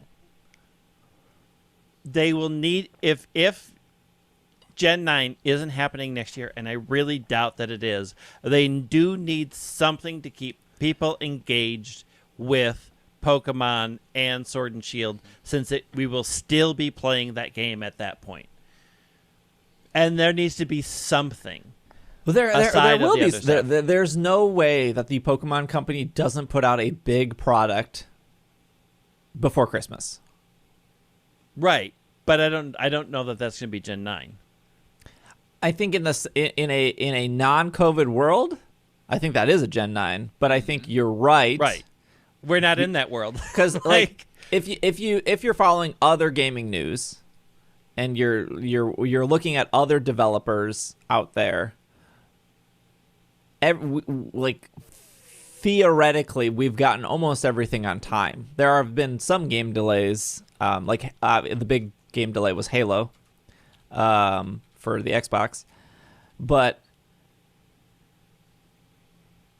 other gaming sources have reported that once these games come out, they are so behind for the next game because of how COVID has affected the work at home and because of how they had to change everything. And in a sense, like, it is really hard for creative people to have creative ideals and have creative talks when everything is through Zoom. Like, creativity normally happens like, oh, I bumped into somebody in a hallway and we brought up this ideal and now we're going to make it reality. Or like, oh, remember at lunch where Bob dropped his milk carton and we thought, like, it is really hard to be creative and to have thoughtful and fun conversations when you're just... I would argue differently. I don't think that's the issue. I think game developers are using this all as an excuse to slow down the pace that they've been forced into by the wild frenzy of having to stay relevant in the market. But also, if we know that the 30th anniversary is 2026, and we assume that they will release Gen 10... They care about the 30th anniversary. Because they don't care about the 25th. If they do the Gen 10 2026 for the 30th anniversary, that means 3 years before that is 2023, which also makes sense from a timeline to release your Gen 9. And it's 3 years after Gen 8 came out. So even timing-wise, 2022 feels a bit weird, even if we weren't at this sort of COVID stuff. And I think COVID has made that more of a lock to push it back, Gen 9 to 2023. And in that case, there does need to be some giant release next year around Christmas. I don't think it's Gen 9. I think it's something else. But because people will probably not consider it a main series game because people are weird, there will be some form of minor update to Sword and Shield to keep people happy. I wouldn't be surprised if there was a re-release of Sword and Shield that included all the DLC. Like a third version. A third version. They could. With all the DLC and some extra stuff, I wouldn't be surprised if that was a thing. The Pokemon Company is very good at double dipping on what they already have. Yep. Literally. I know we can point fingers at Niantic and be like, hey, look they released Zacian, and why even bother doing it? They're going to release it again as it's shiny. We're going to get Pokemon Z. That's what's going to happen. Yeah, we're just going to get smacked. But there's still a reason why these two games are so close together. Diamond and Pearl and Arceus, and they haven't showed that off yet, but there has to be a reason they're only 3 months apart. If they didn't have a plan for October, November of next year, they could have easily just held Arceus till then. I suspect that Arceus is not going to be this grand, huge game that everyone thinks it is. I don't think it's going to have this huge Pokedex. I don't think it's going to have things that normally Pokemon games have, like breeding. Like no one has even brought this up. Like, there's probably not breeding in this game. There's probably no eggs. There's probably there's no daycare because people and Pokemon are separate. Yeah. Like, I don't there is no there's no PvP in Arceus. Like, there's they came out and said that. They did come out and say, hey, you'll be able to trade with other people, but it is a single player experience. I just don't think, I think Arceus will be fine. I think it will be fun. Like, it looks great. I just don't think it will be this huge game that I'm worried that people suspect it is, because we cannot get away from the conversation that is, this is Pokemon Breath of the Wild. And that's those are high expectations. Anytime a game is compared to Breath of the Wild, no one beats Breath of the Wild. Breath of the Wild is just like this game that will be remembered for all time, like Ocarina of Time or like Super Mario 64. That is like this epic, amazing game. And of course companies want to copy that. Of course companies look at that game to be like, can we be that game? And I just don't think Legends is going to be Breath of the Wild. I just don't think it will be this huge. I think it will be fun, and that's okay. I don't think every game needs to be as big or as grand as Breath of the Wild, although it'd be nice if they could match it. But it's not like they're going to start Gen 9 after Arceus. I'm sure they've started Gen 9 as soon as they finish Sword and Shield. Yeah. And I'm sure and Sword and Shield is going to be 2 years old in 3 months. Mm-hmm.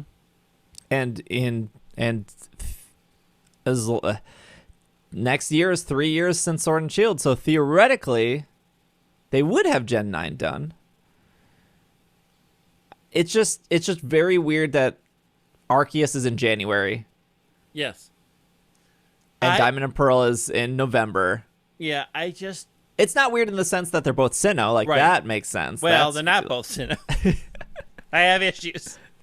But there has to be something big to fill out their holiday. Yep. And if it's not Gen 9, then obviously the Gen 9 would be the following year. Yeah. But I don't know what it is. Gen 9 makes more sense 2023, really. Because it's going to put 3 years. I don't disagree. I agree. That puts 3 years between each gen, and I guarantee they're aiming Gen 10 for the 30th anniversary.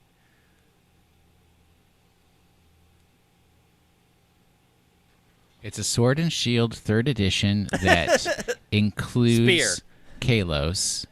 And it's... I did think that. I did think if they did a DLC, they could put in Kalos. They're going to put another region. They're going to charge you for that. Here's $60 make to it, get yeah, make $60 it, make DLC. it a pay-for expansion. Why not? Go to Kalos. They'll all be under-leveled because we didn't change that game in any way. Take your level 100 to Kalos. It will still crash in the big city. Okay, even if we go back to the competitive conversation, they have 3 seasons to bring us to August. Are we going to go another year into Sword and Shield competitive until we get to Gen 9? Or are they going to put out something? Maybe it's a new Pokemon Battle Revolution. Like, they're just going to be like, hi, this is where we're moving competitive to, this only competitive gym game. It's Pokemon Battle Revolution 2, now with Mirror B. All Pokemon competitive is just Unite. I mean, they can definitely get away with skipping a year. I mean, they skipped last year. I mean, they put out DLC, but like there wasn't a brand new game on the shelf. They skipped 2015, I think, which was the year right before which was the year right before Sun and Moon. Which everyone thought Pokemon Z was going to come out that year, and nothing did. I don't know if you get away with really with releasing a game in January and then putting nothing else out for 11 months. That being said, there's also the conversation that Gen 9 doesn't have to come out in October or November. It could come out in March. It could come out in April. Very, very much so, yes. Black and White came out in the United States. It came out, I believe, in March. The thing that I think of is that we will get something around Christmas, and then Gen 9 will happen in the early part of 2023. Like, I can see it being an earlier release than Sword and Shield was. Like, Sword and Shield was November, and I could see them doing Gen 9 in the first half of 2023. What I don't see is I don't see like a Let's Go Johto or whatever other people are speculating. That's just you're building a whole new game from the ground up again. Like, they need time to finish Gen 9. I mean, if they're just adding on and editing and fixing like a Sword and Shield re-release, which is possible, which I think is maybe a little more likely than other scenarios. Like we saw with Ultra Sun, Ultra Moon, they did it in less than a year. The engine for Let's Go is already built, though, right? True. So yeah, but I don't think recreating all of Johto would be the problem. I don't think it's that hard once they've done it once. I think if just copy and paste, they're good at it. Yeah, they're cutting copy paste and then shrink it 65% for chibi. I think it's just a reduction. It's image reduce. I do think it is possible that we would get another game similar to Let's Go that when they realize at the beginning of the pandemic, like, we need to work on something because these time frames aren't going to work out. And they will have had almost 2.5 years to work on that product.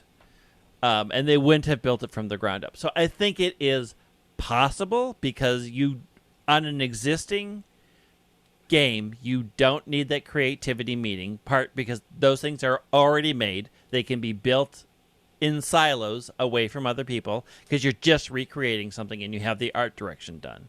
I don't think it's as far-fetched as a lot of things. Because I do think recreating a game or building off an existing engine can be done individually and not as much in teams, like where you have to be at a core meeting and talk about art direction and talk about Pokemon fitting together because the game is already established, the script is already written, you just need to make the assets. Yeah, I just think there was a little bit more passion behind Let's Go. Like, they did write a new story, they did fix issues. Write a new story. Like, it was cute. Like, the whole Marowak thing and everything was very good. I mean, they changed a couple of things, which is not that hard to do. Like, the basic story of Gen 1 Here's the other thing I want to point out is it, like, the art direction for both Diamond and Pearl, which makes sense because Diamond and Pearl is made by Ilka, and the art direction for Arceus is not done by James Turner. His name hasn't been brought up at all since Sword and Shield.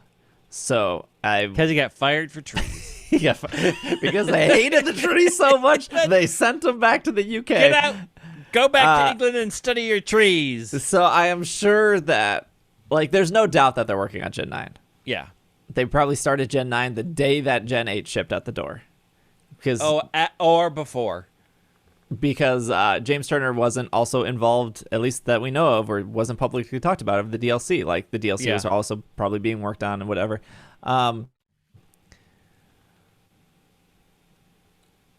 I guess we'll find out all of this come February of next year. Yep. They'll release Arceus. February will come. They'll be like, we got some Arceus DLC. Here's our plan for the year. Whatever. And it will be fine. Pokemon Day 2022 will bring us all sorts of interesting ideas. Sure, the 26th anniversary. Remember all the things we didn't do last year? We broke the pattern. We're doing 6s now. I just don't see 230 Pokemon coming to Sword and Shield.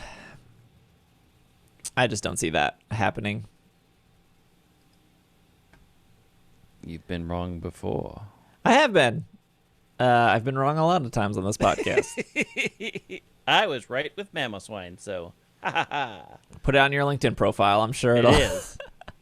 Believe me, every time I'm right, it goes on the leaderboards. They showed the swamp mechanics and the snow mechanics again. Those are not fun. The one thing I'm super happy that they showed character customization. I know we talked about it earlier. I do think it's super important. I think representation in games is incredibly important. I think the following Pokemon is a nice touch. I think the Chibis look better than they looked back in February. Overall, I was super impressed with the trailer. Mm-hmm. I've always kind of had the mindset of like Sword and Shield is like my favorite Pokemon game. Probably besides that, it's probably Ultra Sun, Ultra Moon. It's really hard for remakes to like surpass and be my favorite Pokemon games because they usually like go this weird route or they usually cut things or in the case of Diamond and Pearl, if there's no Sword and Shield Pokemon, that seems really weird to me, but I also understand, but also like I don't but like the lack of no competitive or rank ladder is like kind of a bummer, but I also get that too because it's not a Game Freak game, it's an Ilka game. Overall though, it looked like at the end of the day, they look great. They look really fun. It looks way more polished. I think they have a fantastic look. Absolutely. They do. Yes. I mean, apart from the fact that Rourke is looking like he's making a mess in his own gym. That is a world I want to play in. 100%. It grabbed me the same way the Let's Go world did. It's just like, this is a world I want to play in. It looks cute. I'm excited for it. They had some new music. I don't know if the new music's going to be the game, but I liked it. The only thing that they didn't show or talk about, but we know it's there. I saw the path for Rock Climb. We don't know if HMs are here or not. HMs are going to be in the game. 100%. I don't they would have shown some sort of writing on Pokemon if they were not going to be in the HMs will be in the game. Putting my coin on that square. I don't want to agree, but since they have not said that they're gone, I have to agree with Will. Authenticity. I don't know if they changed the language at one point, but if you went back and like, obviously the website's all up to date now with the new information, but like right before the press release, I reread the original website and they said the story was faithfully restored, and I felt like it never said that when they initially relaunched. So they like changed some words of the story is faithful. I think when people were like arguing that this is a 1-for-1 complete recreation with nothing changed because of the one word faithfully, that they decided to clarify and say the story is a faithful one because we're clearly changing things, and here is the trailer to prove it. Here are the things we're changing, and one of the things they did not mention was HMs. Yeah, but there's lots of things that are like the park, the GTS tower. There's lots of things that have to be changed. So yeah, the GTS tower, would it exist anymore with union rooms? And since they run everything through home, what goes there? Why would you want to manage two different trading posts? So I don't know what goes in that spot. They just didn't mention that either. I thought the way that Let's Go handled HMs was perfect. Do we still have to find 3 clowns in that stupid city? Yes. If you watch the trailer, there is one of the clowns there. I know that some people are not sold on the chibi. I definitely get it. I do think the chibis look much, much better than they did earlier, but... I didn't hate them before, and they were chibis in the original game. That's what I'm saying. It takes me back to the original Pokemon world that drew me in the first place. We're going to take a break and talk about Arceus, but I do think it's... Comparing Arceus art style to Sword and Shield art style to Diamond and Pearl art style to Let's Go art style, 4 different styles, but yeah, looking back on Let's Go, man, that art style was so good. I think Let's Go is probably the one I gravitate towards the most. I don't know. It was cute. It's not my favorite. It's very... I'll say this about Let's Go. It is very, very bright and optimistic. Right? Yes. It's got a very bright palette. Oh, pull up a screenshot of Let's Go to Diamond and Pearl. It's like Diamond and Pearl lost about 300 different colors. Like, what happened here? All right, let's take a break. When we come back, we'll talk about Arceus Legends or Legends Arceus. We'll see you after the break.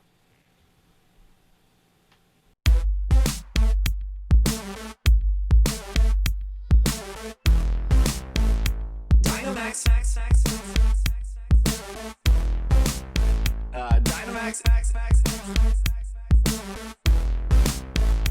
Dynamax.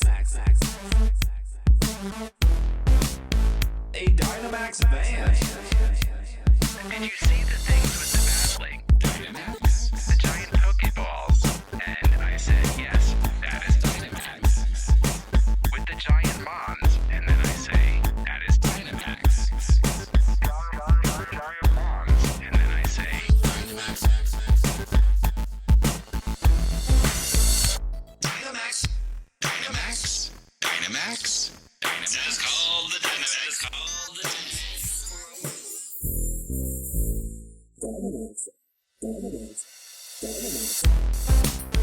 A Dynamax band.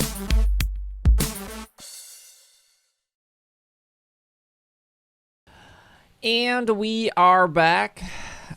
We forgot this one thing. Before we talk about Arceus, there's a Manaphy egg. That's not news. Receive a Manaphy egg as a special early bonus for Brilliant Diamond and Shining Pearl.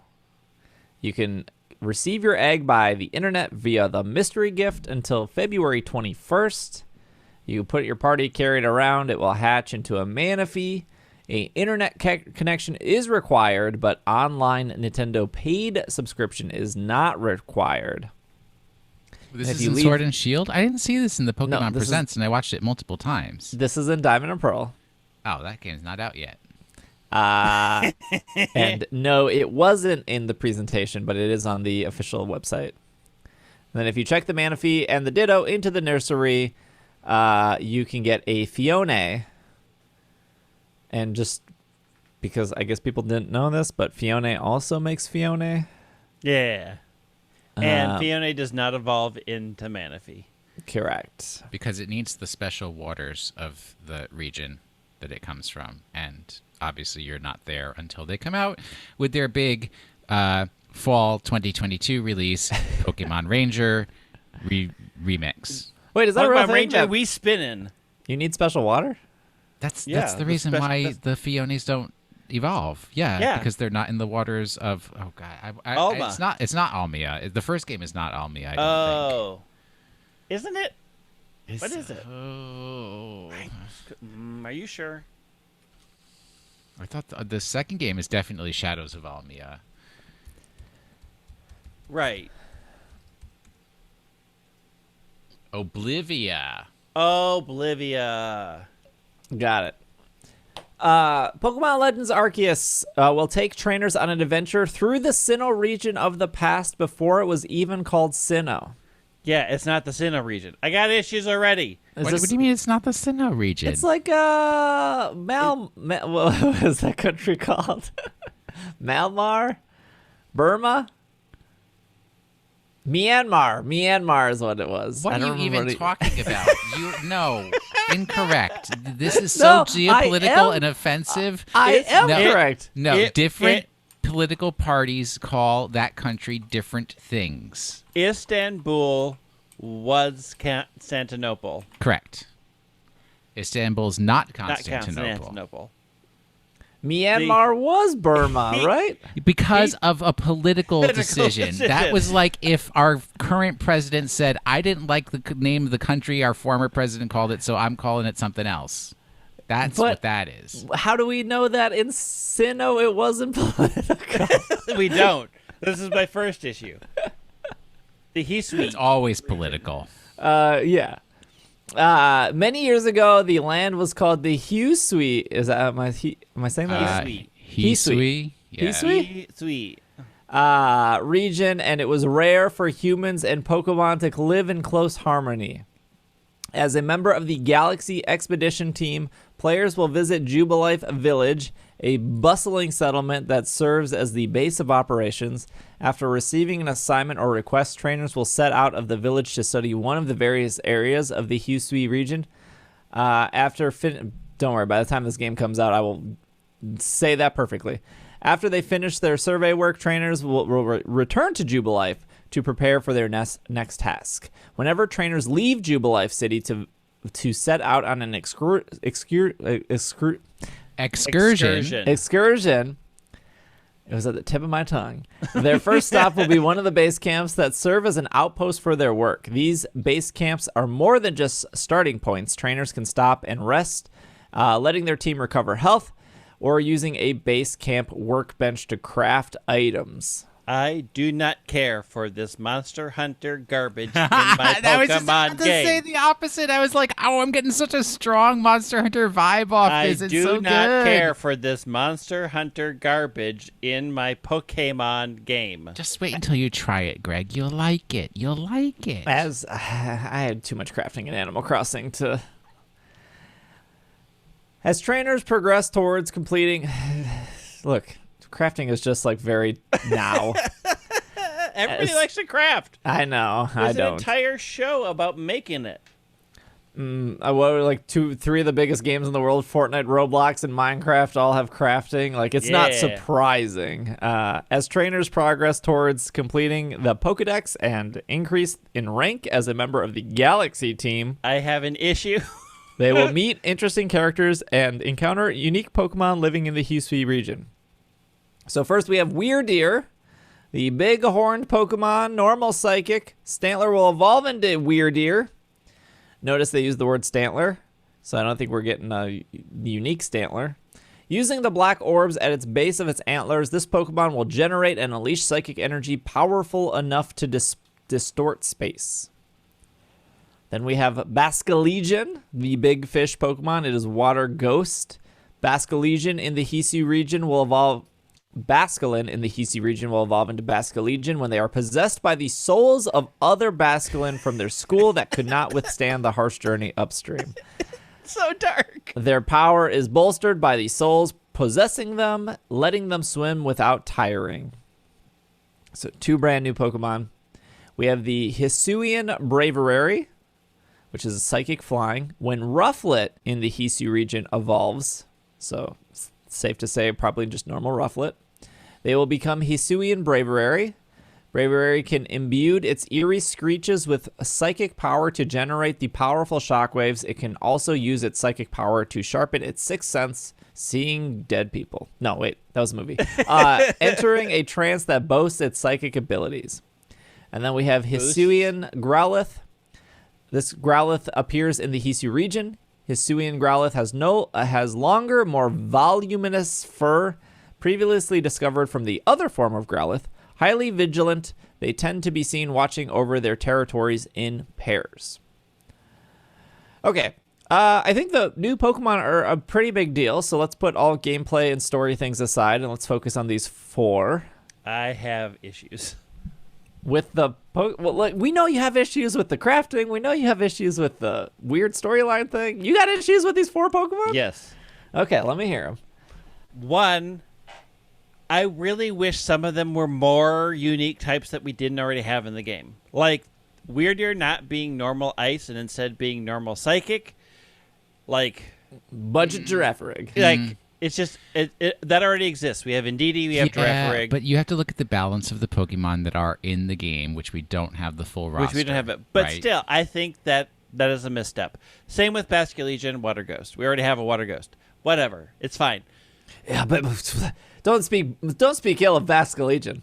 This might be one of the greatest Pokemon. You cannot turn like this. No. Basculegion is you're not allowed. So You're not allowed. Cool. Same with all other types. I was not wowed by the types. I love their design. My biggest issue is this is a game set in the past. Are you going to bother to answer what happened to them? Yeah, because they don't exist. Celebi and Hoopa, they had a weekend together. That's all. And they just said, we're going to Zork these 4 Pokemon into the future, and suddenly what's going to happen? Like, the other thing is that we have, the whole thing about this is putting together a Pokedex, and so we've never, in the history of all the games that take place in the future, have ever heard of these, even though they were supposed to have been cataloged thousands of years ago. Things Greg, go extinct. It's an alternate universe, as every daggone Pokemon game has ever been. It's an alternate need to answer universe. These questions. It bothers me that they are introducing these in a game that is set in the past, and they Greg, have not bothered to mention them They could anywhere not up until even now. answer why Leon got lost all the time. They couldn't even figure that out. They were just like, here's a characteristic. It's weird because I'm really excited. I like all these designs. I'm not thrilled about their typings, but whatever. I think all their designs are really amazing. I'm like, you chose the game set in the past, set in a region that will become Sinnoh, and we've never, ever, ever heard of them before. As a person that really sort of likes the lore and the timeline, I am absolutely hoping there is somewhere that they answer the question, what happened? Where did they go and why? Because otherwise their introduction will always bother me. I don't know. It doesn't bother me in the sense of like... I mean, it's so consistent with everything. Like, oh, we forgot this whole island of Alola existed with all these other Pokemon and we're just learning about it now. I mean, exploring new regions and not having cross-pollination is a thing that happens. Like, unless they have a way to fly from an island, or somebody deliberately brings another species in and then ruins the ecosystem by introducing a non-native species, it is common to go to a region and say, we've never explored here before, and we learn new things. We have explored this region before. It's called Diamond and Pearl. So here's a question. We've been here for a long time. Did the Let's Go games have fairy type in them? Yeah. Yeah, right. but so how did that magically happen? That we traveled back to the past. They explained that each new console is its own universe. They did that at the end of Omega Ruby Alpha Sapphire. Yeah, they clearly stated if you're mad about each... anything, it's Omega Ruby Alpha Sapphire just throwing everything in the trash and being like, everything Omega is an Ruby alternate Alpha universe. Offered a reason why alternate universes exist for the consoles that No. in. They never said for the consoles. They just said alternate universes. I feel like in a world where you have one Pokemon that can summon every legendary with hoops, and you have one Pokemon that can time travel, and you have one Pokemon that can control the flow of time and space. Well, those are 2 Pokemon. Like, I feel like this is not that big of a deal. In this region of all regions, the time and space region, all regions where they heavily talked about the lore and the history and the past throughout Diamond and Pearl, they introduce, not only does it have a new name that they've never talked about before, but at least 4 new Pokemon that we've never heard of before. All I'm saying is there had better be at least a throw-off line somewhere to explain what happens to these, or it's going to bug me forever. I mean, I would assume so. I mean, like, the easy answer is, like, they went extinct, or Cyrus got his plan, or this is an alternate timeline. I'm sure there is. I mean, like, I feel like they're making a big deal about how this was the Sinnoh region, and now, as of 3 days ago, they're making a big deal how this turns into this is the Sinnoh region, but it wasn't. So, like, I'm assuming that I'm saying part of the story is, like, how did it become Sinnoh? Yeah, if they don't answer that, I'm going to be bothered. Like, I mean, they need to explain what happened I to think, these that Pokemon. has to be the story, right? And like, how did this become Sinnoh? And it is Team Galaxy, which, which I mean, we know is obviously are bad. kind of sus. They are bad people. It is Team Galactic. Yeah. And Will, what do you? I want to talk about guys. I want to talk about the characters. Will, what do you think of these Pokemon? I mean, I like them. I think that they skillfully chose these ones to show no HMs in this game. That they That's very true. particularly selected these ones to point that out and make that clear. I think the introduction of the Braviary was real cool, showing the character jump off the cliff, and then it's like, oh, I'm actually hang gliding on a Braviary.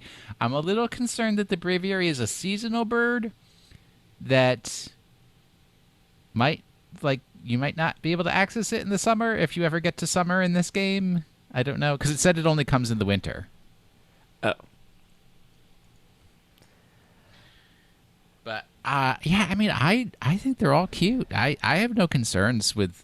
I mean, I gave up on them re-editing which Pokemons exist in the world a long time ago. Threw in that towel. The one thing that I want to point out is it's very possible. I just want people to think about this. It's very possible for that Growlithe not to evolve into Arcanine. True. Correct. And I think everyone kind of jumped to the assumption that it's going to evolve into Arcanine, which is a fair assumption. But when we live in a world where Meowth evolves into Berserker and Yamask evolves into Runerigus, I think it might be... It's like 50-50 at this point whether it's going to evolve into Arcanine I mean, or it could evolve into anything. Who knows? Which I think I really think it evolving into something new is more exciting than Arcanine. Yeah, well, it depends on how cool the new Arcanine looks. And if Greg really cares about the lore, and then the first Pokemon episode where they look at 4 legendary Pokemon, and 3 of them are the birds, and then the other one is Arcanine, it's like, well... And also, like, Sinnoh is known... The anime makes me mad anyways. Like, I don't even get me started. Sinnoh is known for, like, oh, hey... even though you've had these Pokemon forever, here's 16 Pokemon evolutions that they couldn't evolve in the other places. It's just over here. Yeah. Oh, believe me, that bothers me so much. I can't even explain how much that bugs me. Yeah, it doesn't bug me as much, I guess, but I like new Pokemon. I like them too. You throw some new Pokemon in, I'm in. I liked how they introduced these Pokemon. I mean, they opened that trailer with Weirdeer, and the light hits it in a way where you're like, oh, it's a Stantler, and then as it zooms in, you're like, wait a minute. And then they like leave it. That's what I did. They come back to it. Like, the trailer was actually really well done. Yeah, I was like, that's Stantler, and then I was like, that Stantler looks weird. Maybe it's like ancient Stantler or something right, like yeah, that. or yeah.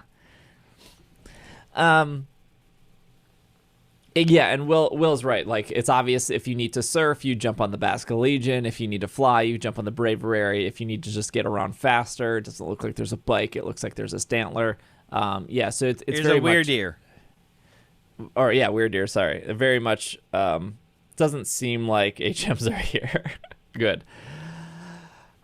Okay, let's talk about the characters, which I don't actually have in front of me, but it's obvious that the Galaxy Expedition team is Team Galactic in some form, which people already speculated from the very first trailer that the logos were similar. I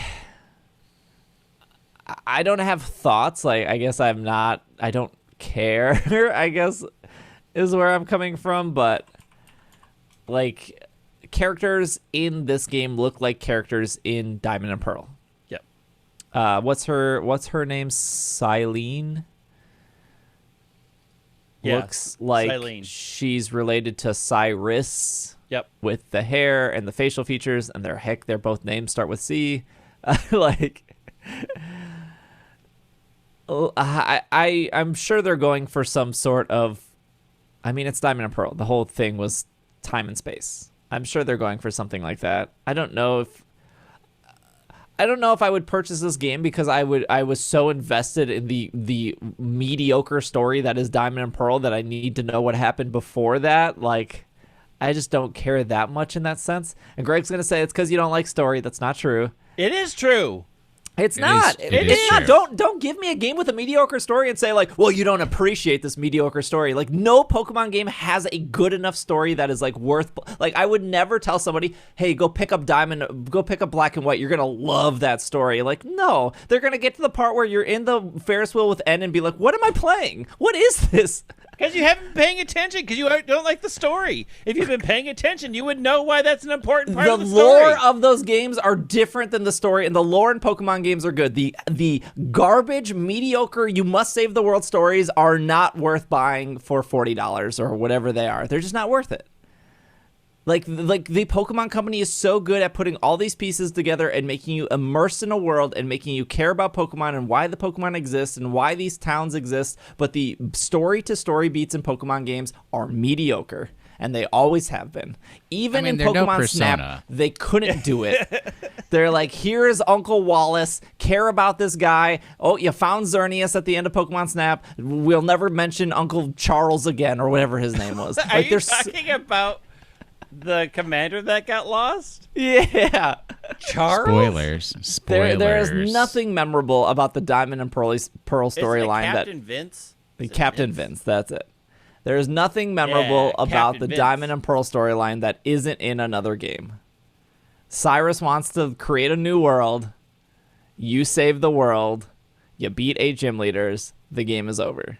Like, I mean, if you break down every story that way, yeah, it sounds boring. But the lore and the learning of the world is part of the storytelling. I'm not saying the lore or the worlds are bad. I think the world building in Pokemon is very good. I agree, but I think the lore is very good. I think the story beats are bad. I don't think they're separate from the story. That's if like anything, saying, X and Y has better story beats because at least you remember you have to battle Pitbull before you battle Lysander with a Virtual Boy on his face. Like, at least you remember that. I mean, that's character design. That's not story. I mean, because you don't, you have such a weird division of how you divide things out in your brain that I cannot comprehend. It's like the story of Harry Potter. Yeah, it's boring. A kid finds out that he's special and saves the world. It's the Pokemon story if you include nothing else about that world. Star Wars, a kid finds out he's special and saves the universe because nothing else about that world matters. It's just a boring retold story. That is you right now. There are plenty of games where I like the story. Gone Home, Firewatch. Yeah, they're different games. Those are like all emotional, feely stories. But, I mean, they're all, if you break them down to the way you're doing it now, you can say these are the same boring tropes that we hear in every other game. Yeah, that is how a lot of stories in video games work. I would always put a video game story on the sense of if you are playing a game and somebody sitting next to you on the couch can get that same amount of enjoyment by watching you play and is invested in the story, I would argue that that is a good story. And there are plenty of games that do that exist. Like the God of War game had a brilliant story. It was very easy for somebody to sit on the couch and be invested. The Uncharted games do this. The Last of Us does this. The games I mentioned earlier do that. There's not a situation where two people are sitting on the couch and like my wife is looking over my shoulder being like, oh man, I can't, what is Barry going to do next? No one cares. No one cares. People do care. A lot of people care. Just because you don't doesn't mean people don't. No one is like, man, I really want to see that Hop guy again. There are okay story beats in Sword and Shield, like when Hop changes his team, and when Hop gets really upset with Bede. Like there's a lot of great story moments in a lot of the games. There's a lot of great stuff in Sun and Moon. There's a lot of great stuff in all of them. Yeah, I think the thing is they get so close of almost doing it right, and then they give you a 20-minute elevator battle with horrible music, and they're like, "Well, we don't know how to finish this game, but Mega Gardover, Dynamax Gardevoir, Gigantamax, Garb Odor, yeah, Garb Odor." They got me so upset. They get so many things like almost there, and then they drop the ball. But and that's every Pokemon game. That's like 90% of our media. No, I think there are games that get there the story There's stuff like right. 10% of games that are absolutely stellar, but most of the stuff that we do is retread stuff. Look, it can't all be Mass Effect. It can't all be BioShock. One. You're right. It can't. I don't know if I care enough about... I hope the game convinces me. I hope the game has good story hooks where I'm like, I need to know how this girl is related to Cyrus. Mm-hmm. All right, let's talk about the real problematic problem. And they're really cool shoes. In this game. They don't have shoes. They just have socks with sandals. I know. It's horrible. It's really My toes bad. are freezing just watching it. 1,000 years ago, why is the professor still wearing a white coat? That's not right. Yeah. And also, we're assuming Laventon is based off of lavender. Like, is that the tree we're going for? Or is this before all professors were named after trees for some reason?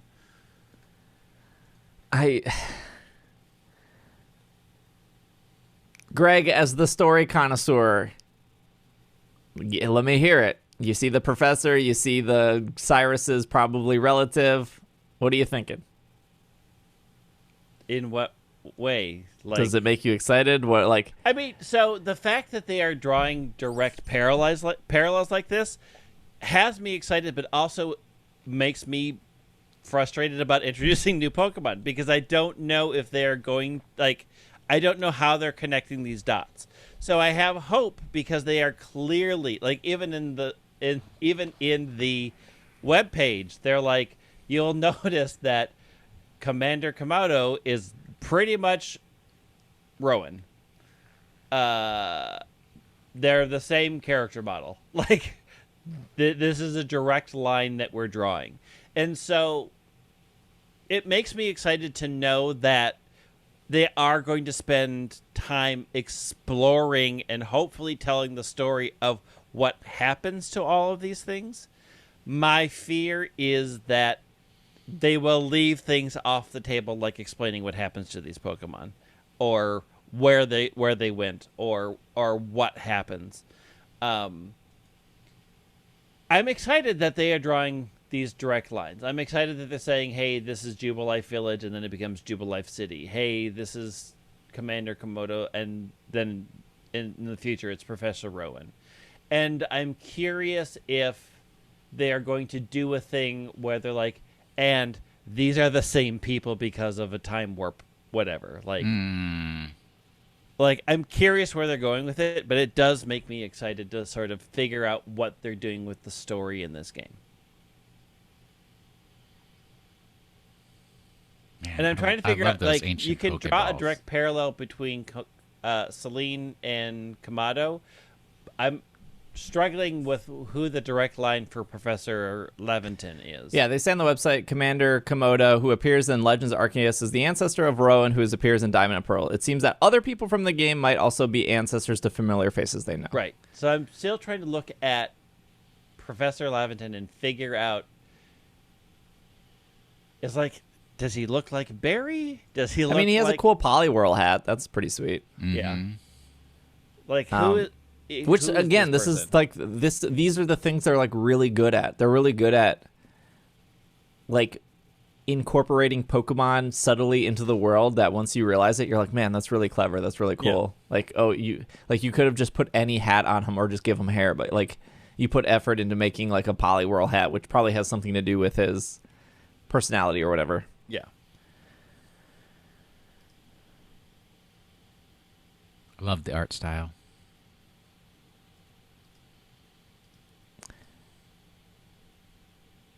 I like the art style, but I think graphically this game looks awful.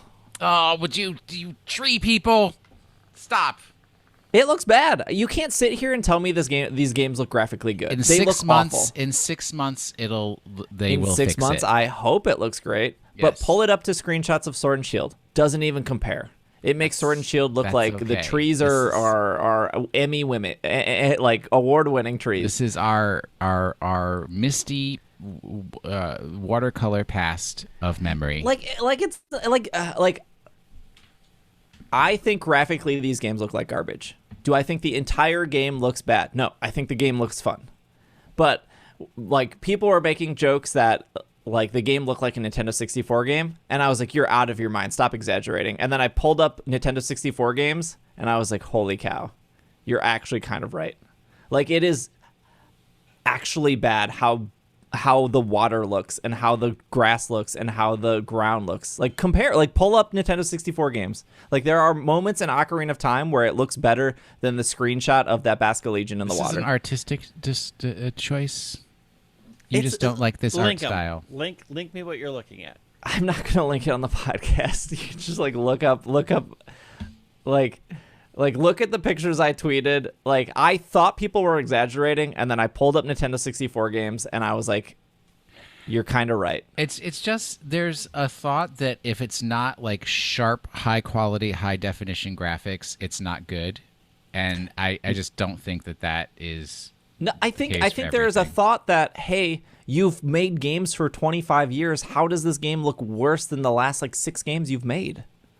Like they're not a new developer. But you're saying I don't think it looks worse. I think it looks different. I think it's a different art style. You didn't tweet something, did you? I didn't tweet it side by side, but like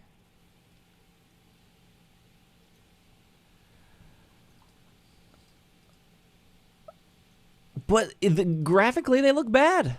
They look awful. We'll see when the game is actually released. I mean, They've yeah, got you're time. right. There's 6 months more. Polish is usually the last thing. We've had this conversation for Sword and Shield. Like Sword and Shield looked really rough, and when they came out, they looked better. But Sword and Shield still looked worse than Breath of the Wild, and Breath of the Wild came out 3 years earlier. Again, different teams. I understand. I get it. How did I never notice the Galarian wheezing on this factory building? I tweeted that too. Well, I'm looking at it because I was looking to see if you did your look at these two things together because I'm going to argue about it. Because I'm looking at Nintendo 64s and those games look bad. Like they don't look bad. They look way worse than what I'm seeing for screenshots here. Probably these set of pictures right here are probably the worst.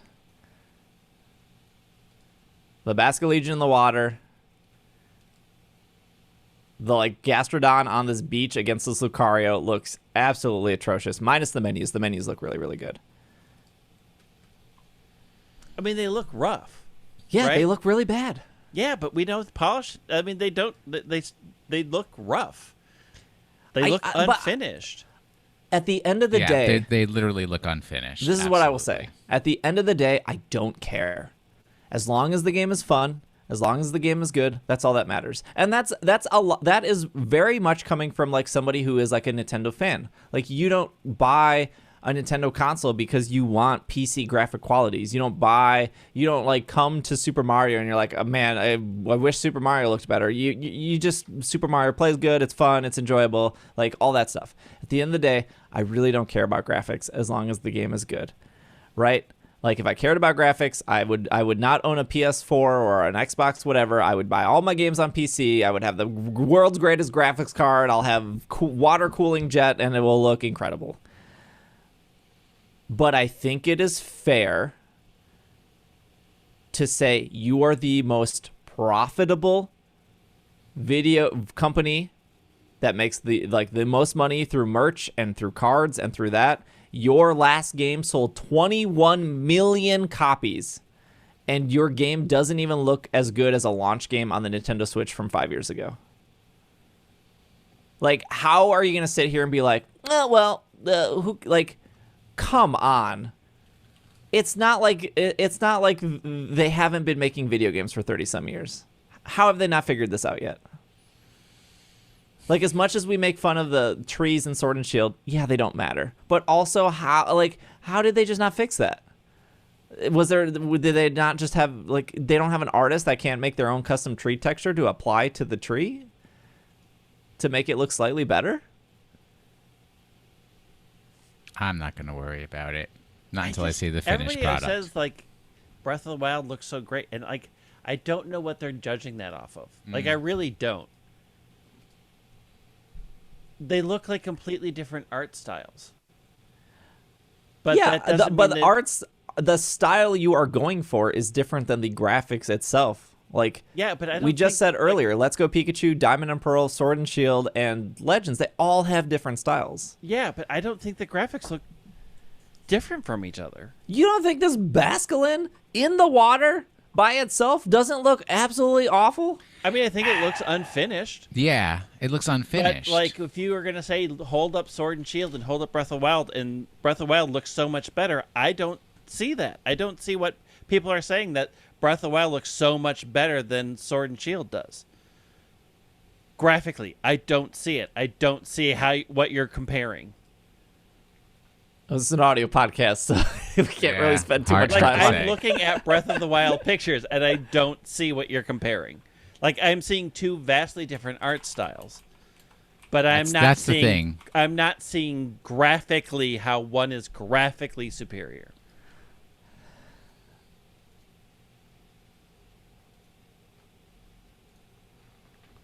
I think if Pokemon games didn't sell so incredibly well, I don't think people would care as much. So I would put it differently. I think if they didn't sell as well, they wouldn't put an unfinished product in front of people. But with the sales that they know that they're going to get, they can feel confident putting an unfinished product in front of people, knowing that that's not really going to lose them any sales. And the finished product will be fine. A lot of game developers change their game tons of times before it comes out. And we have a long time before this game comes out. True.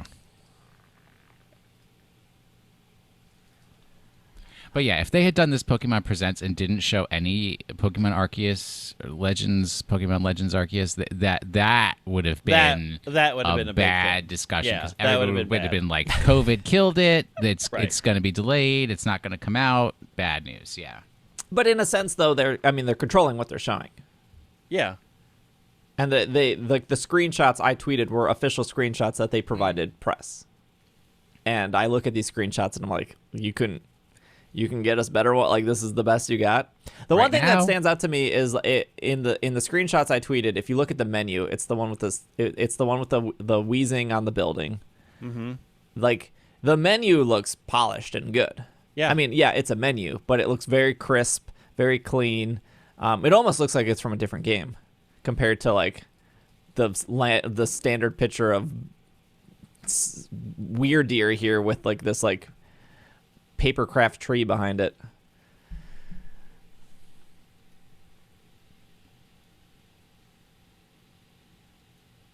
Again, I don't really care about graphics. I played don't roll, like, I don't know why you're rolling your eyes. I put 2,000 hours into Ultra Sun Ultra Moon on the 3DS. You want to talk about something that looks like absolute butt? It's literally every 3DS game. I roll my eyes because you're the person that constantly brings this up, and then you're the person that constantly says, I don't care about this. We never bring up your graphic concerns. We never bring up your stuff. You are the one that goes up on tirades about it expectations, and then says, I think having I expectations, don't care about graphics, when you clearly do care about graphics. Graphics don't impact your enjoyment, but you base things off of graphics. Like, you can't say I don't care about it and then have spent this entire time talking about how crappy they look. I think it would be a disservice to all our listeners to ignore the fact that these games look awful. They don't look awful. They look awful. They look awful. Oh. I don't know how you can sit here and say the Switch has been out for 5 years and be like, yep, this is acceptable. Like, they look bad. They look visually bad. I don't know. I mean, if there was really like lots of kiting through like textures. Breath of the Wild, Super Mario Odyssey, like there are so many games that have existed on the Switch that blows these out of the water. And it would be a disservice if we sat here and been like, it's not that big of a deal. I am not seeing what you are saying is so graphically, not art style, graphically different between these games. Okay. I think they look like garbage graphically. I've said on this podcast before, I don't think Game Freak is the world's best developer. Far from it. No, they're not. They're not. They never have been. Play Let's Go Pikachu, Let's Go Eevee, where you can barely it's surprising that your character can walk around properly because it gets stuck on every sign and every person too close together. Yeah. I am well aware that they are not the best developer. And to go back to the Breath of the Wild thing, Monolith Software helped that Nintendo team that worked on Breath of the Wild with the map design and a lot of what Breath of the Wild does.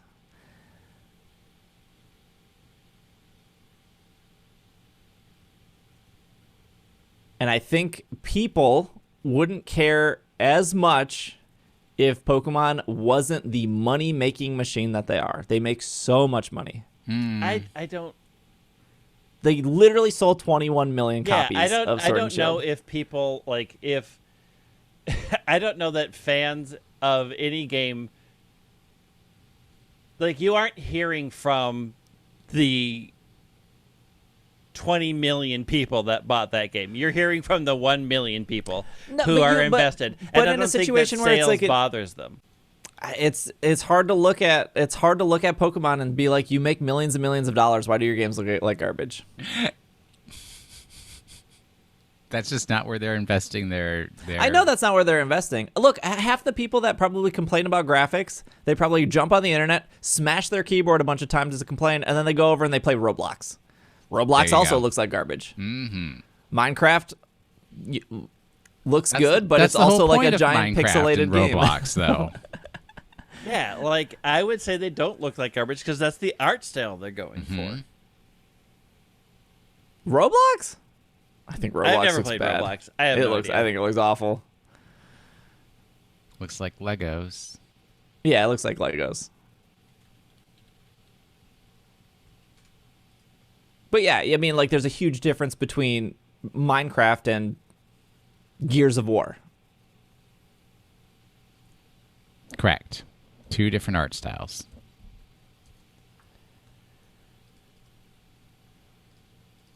What even is Roblox? It's like Minecraft Roblox Lite.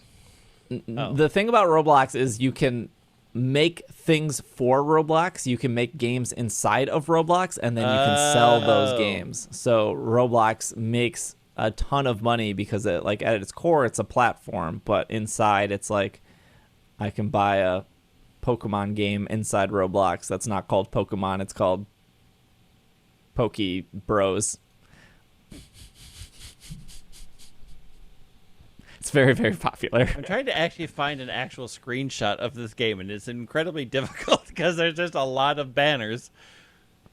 They gotta make their money. Do you want to talk about the crafting? I mean, there's crafting, and I don't understand why, but sure. Well, going back to Roblox and Minecraft and all these other games. I mean, it's what I wanted. It's what I asked for in a Pokemon game, so I got what I wanted. Because you're crafting Pokeballs. Yeah, they showed crafting. They showed that the characters can actually get hit and take damage. Mm-hmm. Yeah, you get attacked. They showed that there was a strong style and an agile style, which to me, the first thing when they showed that, I was like, oh, they really run in with this Urshifu gimmick, eh? Mm-hmm. I mean, that is an old advancement of turn style combat that they're adopting for this. That certain moves will move you higher up in the initiative order. This was a thing that I've run into Final Fantasy Tactics that I'm like, okay, so they're finally including this in their turn-based system to make it more action-based. It's not like a sudden new development. It's interesting. I mean, I'm curious how it changes things. The idea that the moves you pick would allow you to go more times before a slower opponent that picked a heavier move. I mean, it's an interesting thing to add. It does make it slightly more action-y. Mm-hmm. I'm interested to see if it actually is fun to do. Yeah. the other thing is like the whole point of the game is to complete the Pokedex, the world's first Pokedex or whatever they called it. They have like a screenshot of like research tasks for Shinx, and it's catch 1, catch 2, 4, 10, 15 Pokemon. And then it shows they caught 3 Shinx. Then it says number of Shinx defeated, 1, 2, 4, 10, 15. So this part kind of reminded me of Pokemon Snap. Yep. Where it was like, I did feel that. Do these tasks over and over again. Go back like to number this of forms, region and do these things in this region. Number of forms you registered, like probably male, female. So like that looked cool, and that seems to have like some replayability. I would assume that you probably don't need to do all 15 or 25 for each one. Number of times you've seen Bite. I don't know if you need to see 25 bites in order to like 100% the game.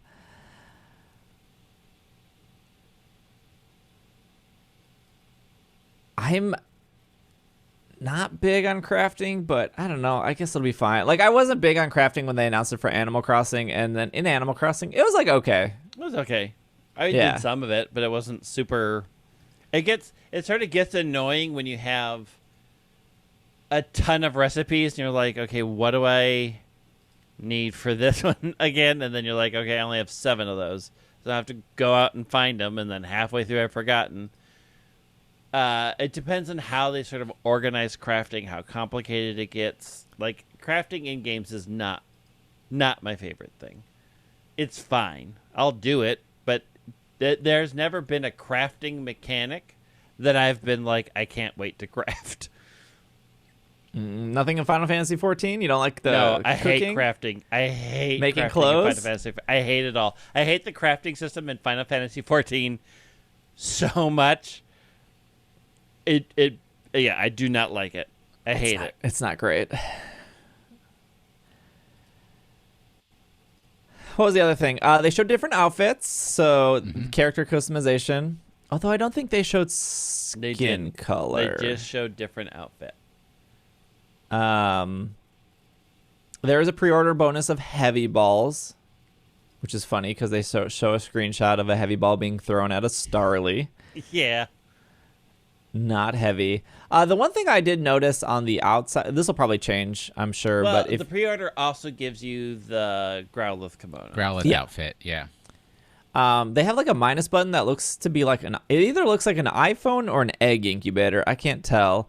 And then the up button looks to be your menu because there's like a Pokeball, profile, and then apricorn or something. And then the bottom one is like a journal, so I would assume that's like your Pokedex. Yeah. And then they have this Monster Hunter-like menu on the right-hand side of like, I'm assuming flipping through your Pokeballs or maybe summoning your Pokemon. So yeah, the cell phone does look like a weird incubator, but it could be also like if you have.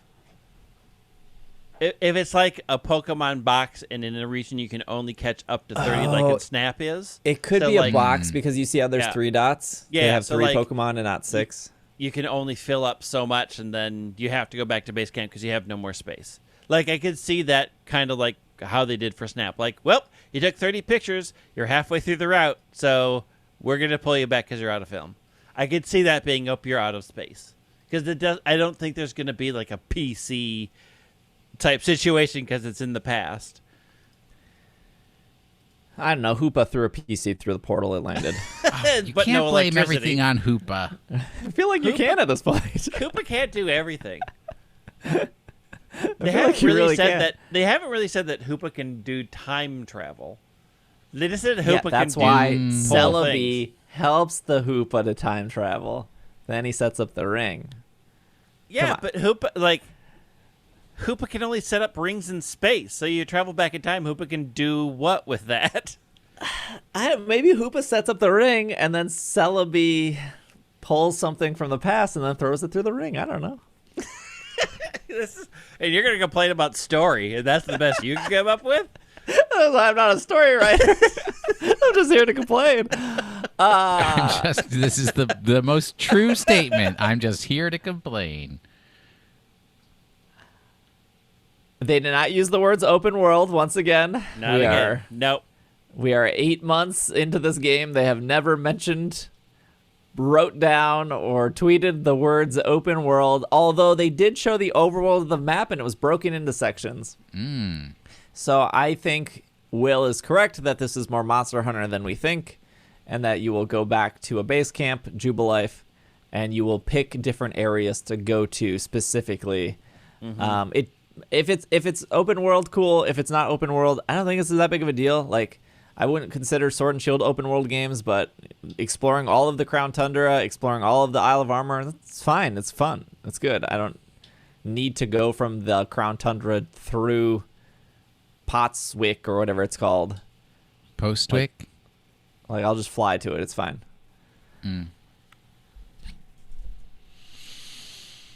Like, open world is such a generic throwaway term at this point. Like, theoretically, technically, once you beat a Pokemon game, you can go wherever you want. You can walk from the 8th gym to the 1st gym if you really wanted to.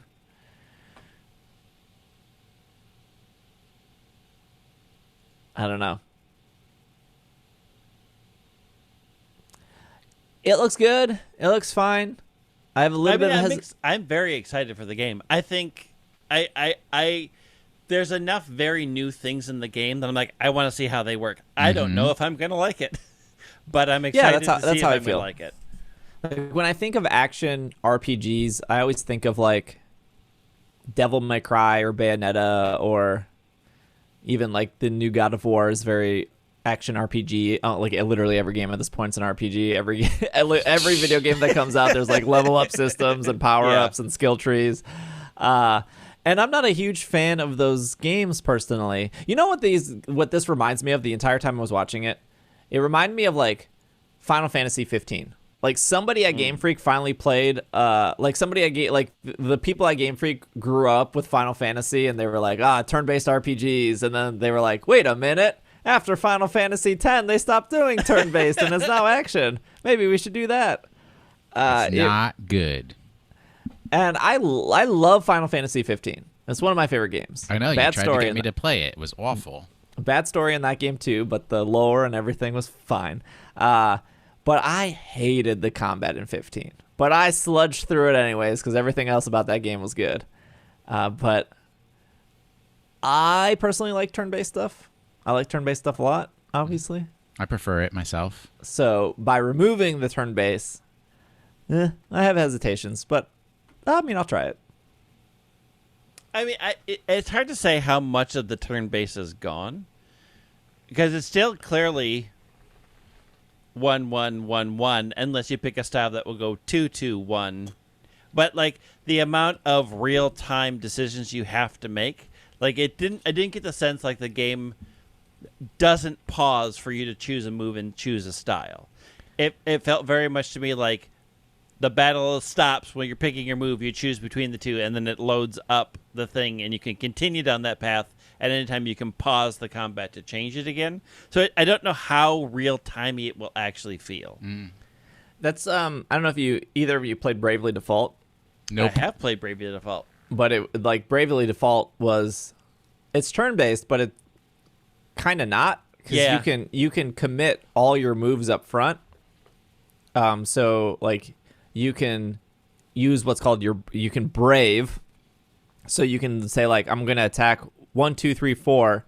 And then because I'm faster than my opponent, I'm going to do all 4 turns first. And then if they're dead and they can't attack, then the battle's over and I won. So you can do 1, 2, 3, 4, and then they survive. And then if they can just attack, and then it's their turn again, and then you braved, so you can't do anything, so they attack again. Or you can default where you can save your turns, so you can save up for a bigger move. So the agile / strong seemed very much like that. Yeah.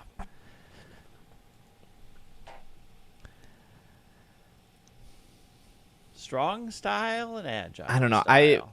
I feel like I don't really have any questions about Diamond and Pearl. They showed it, and I was like, yep, that's exactly what it is. I mean, I have questions about like the hideaway and like the more details, and obviously like how the bases will work and how they affect the hideaway and or like, is there going to be more clothing? Like, what's the Pokedex looking like? That kind of stuff. But like, none of those questions I feel like are questions that are like, well, if they don't have 6 outfits, I'm not buying the game. It's like, I am genuinely curious about the Pokedex, but it's not going to stop me from buying the game. Like, it looks good. With Arceus, I'm just like, I feel like you gave me way more questions, and I still don't know what this game is fully doing. Good, they succeeded because now you're curious.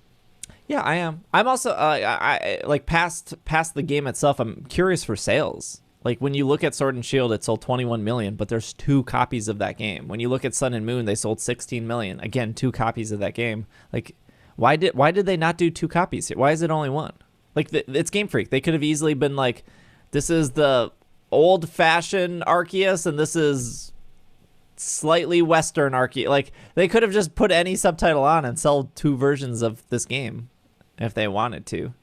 We'll see. We'll have to find out. So it's kind of weird that they're like. So does 1 copy of Arceus sell 10 million? Does 1 copy of Arceus sell 8 million? Does it only sell 2 million? Like, should they have put 2 out?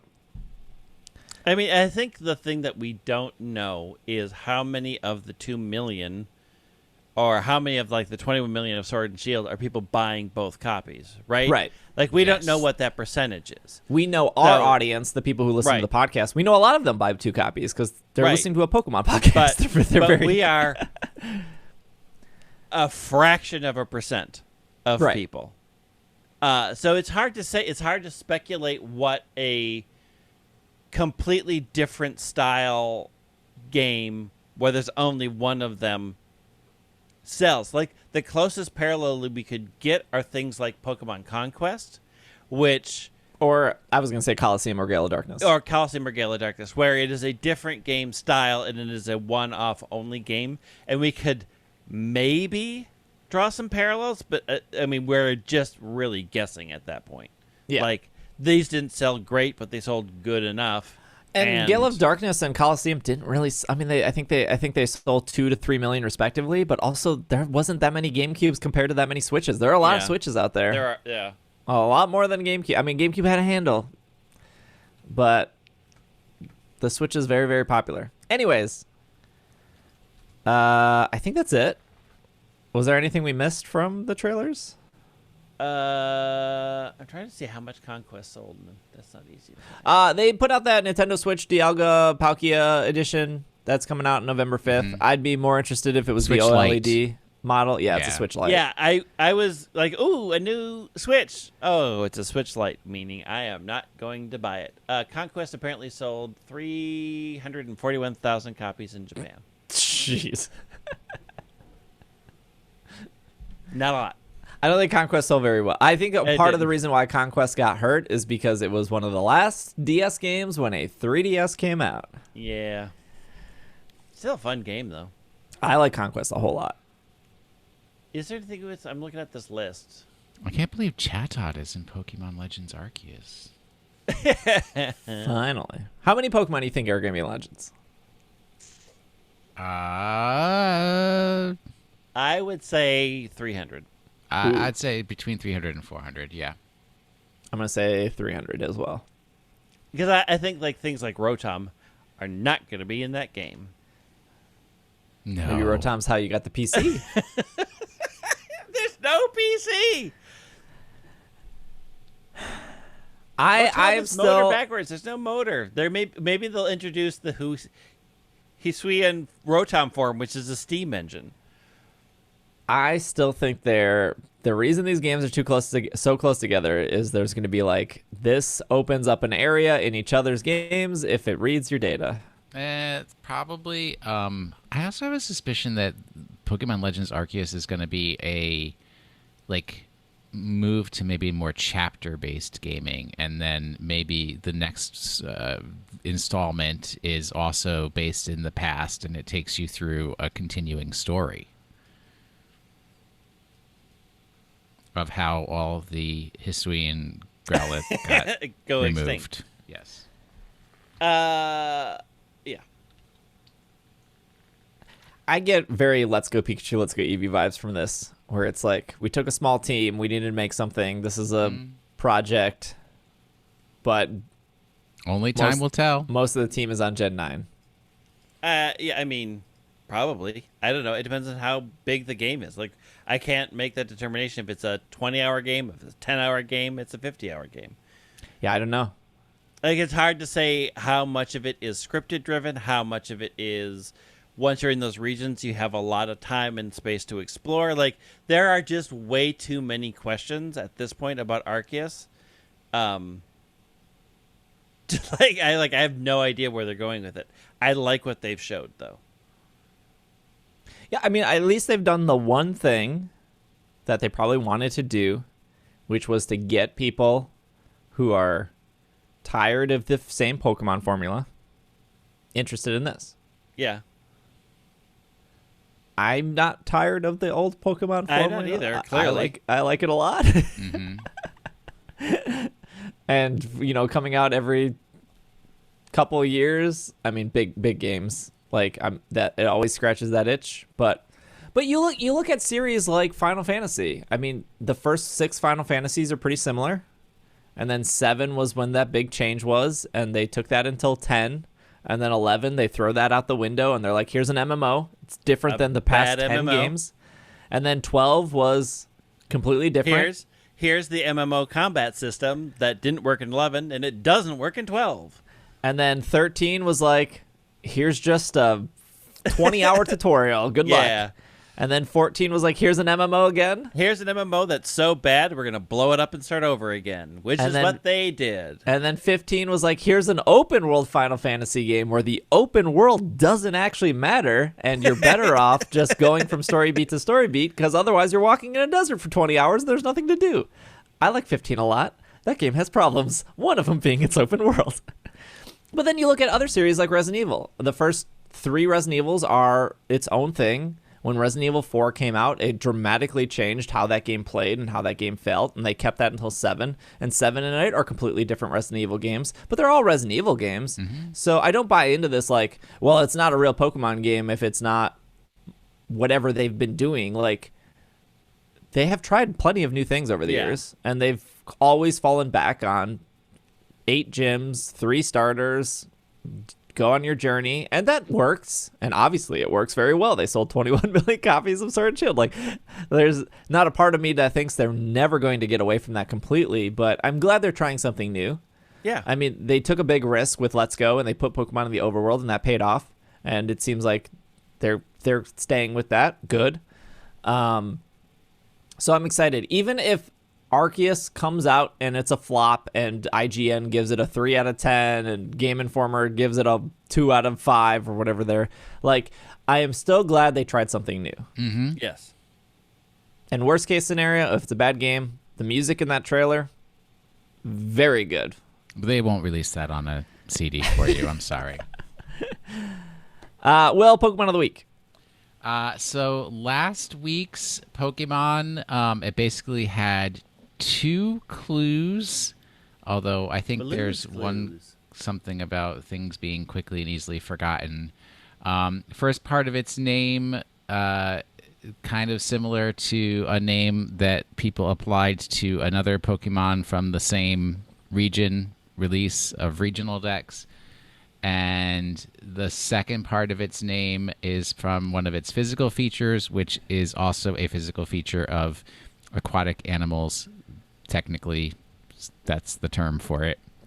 But there's only one other in that region. There's only one Pokemon evolutionary line that would also have that feature. Wasn't that hard? It's Munchlax. No. Yeah. No. Oh. It's Trumbeak. Yes. Correct. Your Your trivia should have been what was Irene's first shiny Pokemon in Sun and Moon? But Trumbeak's an evolution. Are they available in the wild? Can you catch a Yeah, Trumbeak? it's right before Mallow's trial. Yeah. In that forest area it is. Shuffle Icon is excellent. Trumbeak actually very good middle evolution. Yeah, it's There's no a such solid thing one. as a good middle evolution. Raboot Grovyle? would Quilava. like to have a word with you. Raboot is ugly. What? Dumb. It's because he's wearing a hoodie and you hate hoodies. No, I love hoodies. I hate hoodies. It's got something pulled up over its mouth. It's got a collar zipped up, and it suddenly has pockets in its stomach. It's a little weird. Trumpet beak. Yeah, there's not a lot of trivia here. No, They have pickup. They're the only Pokemon with pickup as their hidden ability. Really? Interesting. No, that was it. Very. Is that hidden ability? That'll be on a even trivia released? quiz. You're gonna be at a bar this weekend. Which Pokemon? Good thing I listened to this week's ISE. Would have never gotten that right. So I went and looked at the shuffle icon for Toucanon, and it is so superior to every other shuffle icon. It's so angry. I love it. Yeah, Toucanon is a the good master Pokemon. of the side eye. Oh, hardcore. Toucanon had a good Pokemon Snap representation. Was Trumbeak even in Snap? Isn't it just Pikapak and Yeah, it was no Trumbeak and Snap. Yeah, no love for the middle evolution there. Jiminy? Jeez. Will, what about next week? All right. It's a Sinnoh celebration, except not. 2 weeks ago, we featured a so-called middle evolution that received a new final evolution in the Diamond and Pearl games, even though it had already had an existing subsequent evolution. It turns out that there are several Pokemon that received an additional evolution in Diamond and Pearl that they did not have. This week's Pokemon is one of those. I hope I got that right. Might be wrong. I don't know. Beginning with where they appear in the National Pokédex, we have new evolutions that are Dark Ice, Electric Steel, Normal, Ground Rock, Grass, Electric, Fire, Fairy Flying, Bug Flying, Grass, Ice, Ground Flying, Ice Ground, Normal, Psychic Fighting, Rock Steel, Ghost, and Ice Ghost. This week's Pokemon does not evolve while knowing a particular move. It does not evolve while being exposed to a particular held item. No special location required. It doesn't have to level up holding a particular item at night. There is one other form of evolution that remains, and that is how this week's Pokemon evolves. You need a friend, and you need something imbued with horrifyingly strong spiritual energy. I mean, that's a lot of words, but it's not that hard. All right. Well, hopefully you enjoyed this really long episode. We had a lot to cover. I'm sure if you're in the Discord or the Slack, you'll have your own opinions on what was discussed today. I always get excited. I get excited on Monday morning to wake up and then see what was posted. I liked the play-by-play. I can't wait for people to start arguing over Final Fantasy games, I'm sure. Yep. But thank you for listening. If you want to follow Greg on Twitter, it is at White Wing. Will on Twitter at Washing the Sink. I'm at Dragging a Lake. Otherwise, you can follow the podcast on Twitter. PKMNcast, same for Instagram, TikTok, YouTube, Twitch, all that stuff.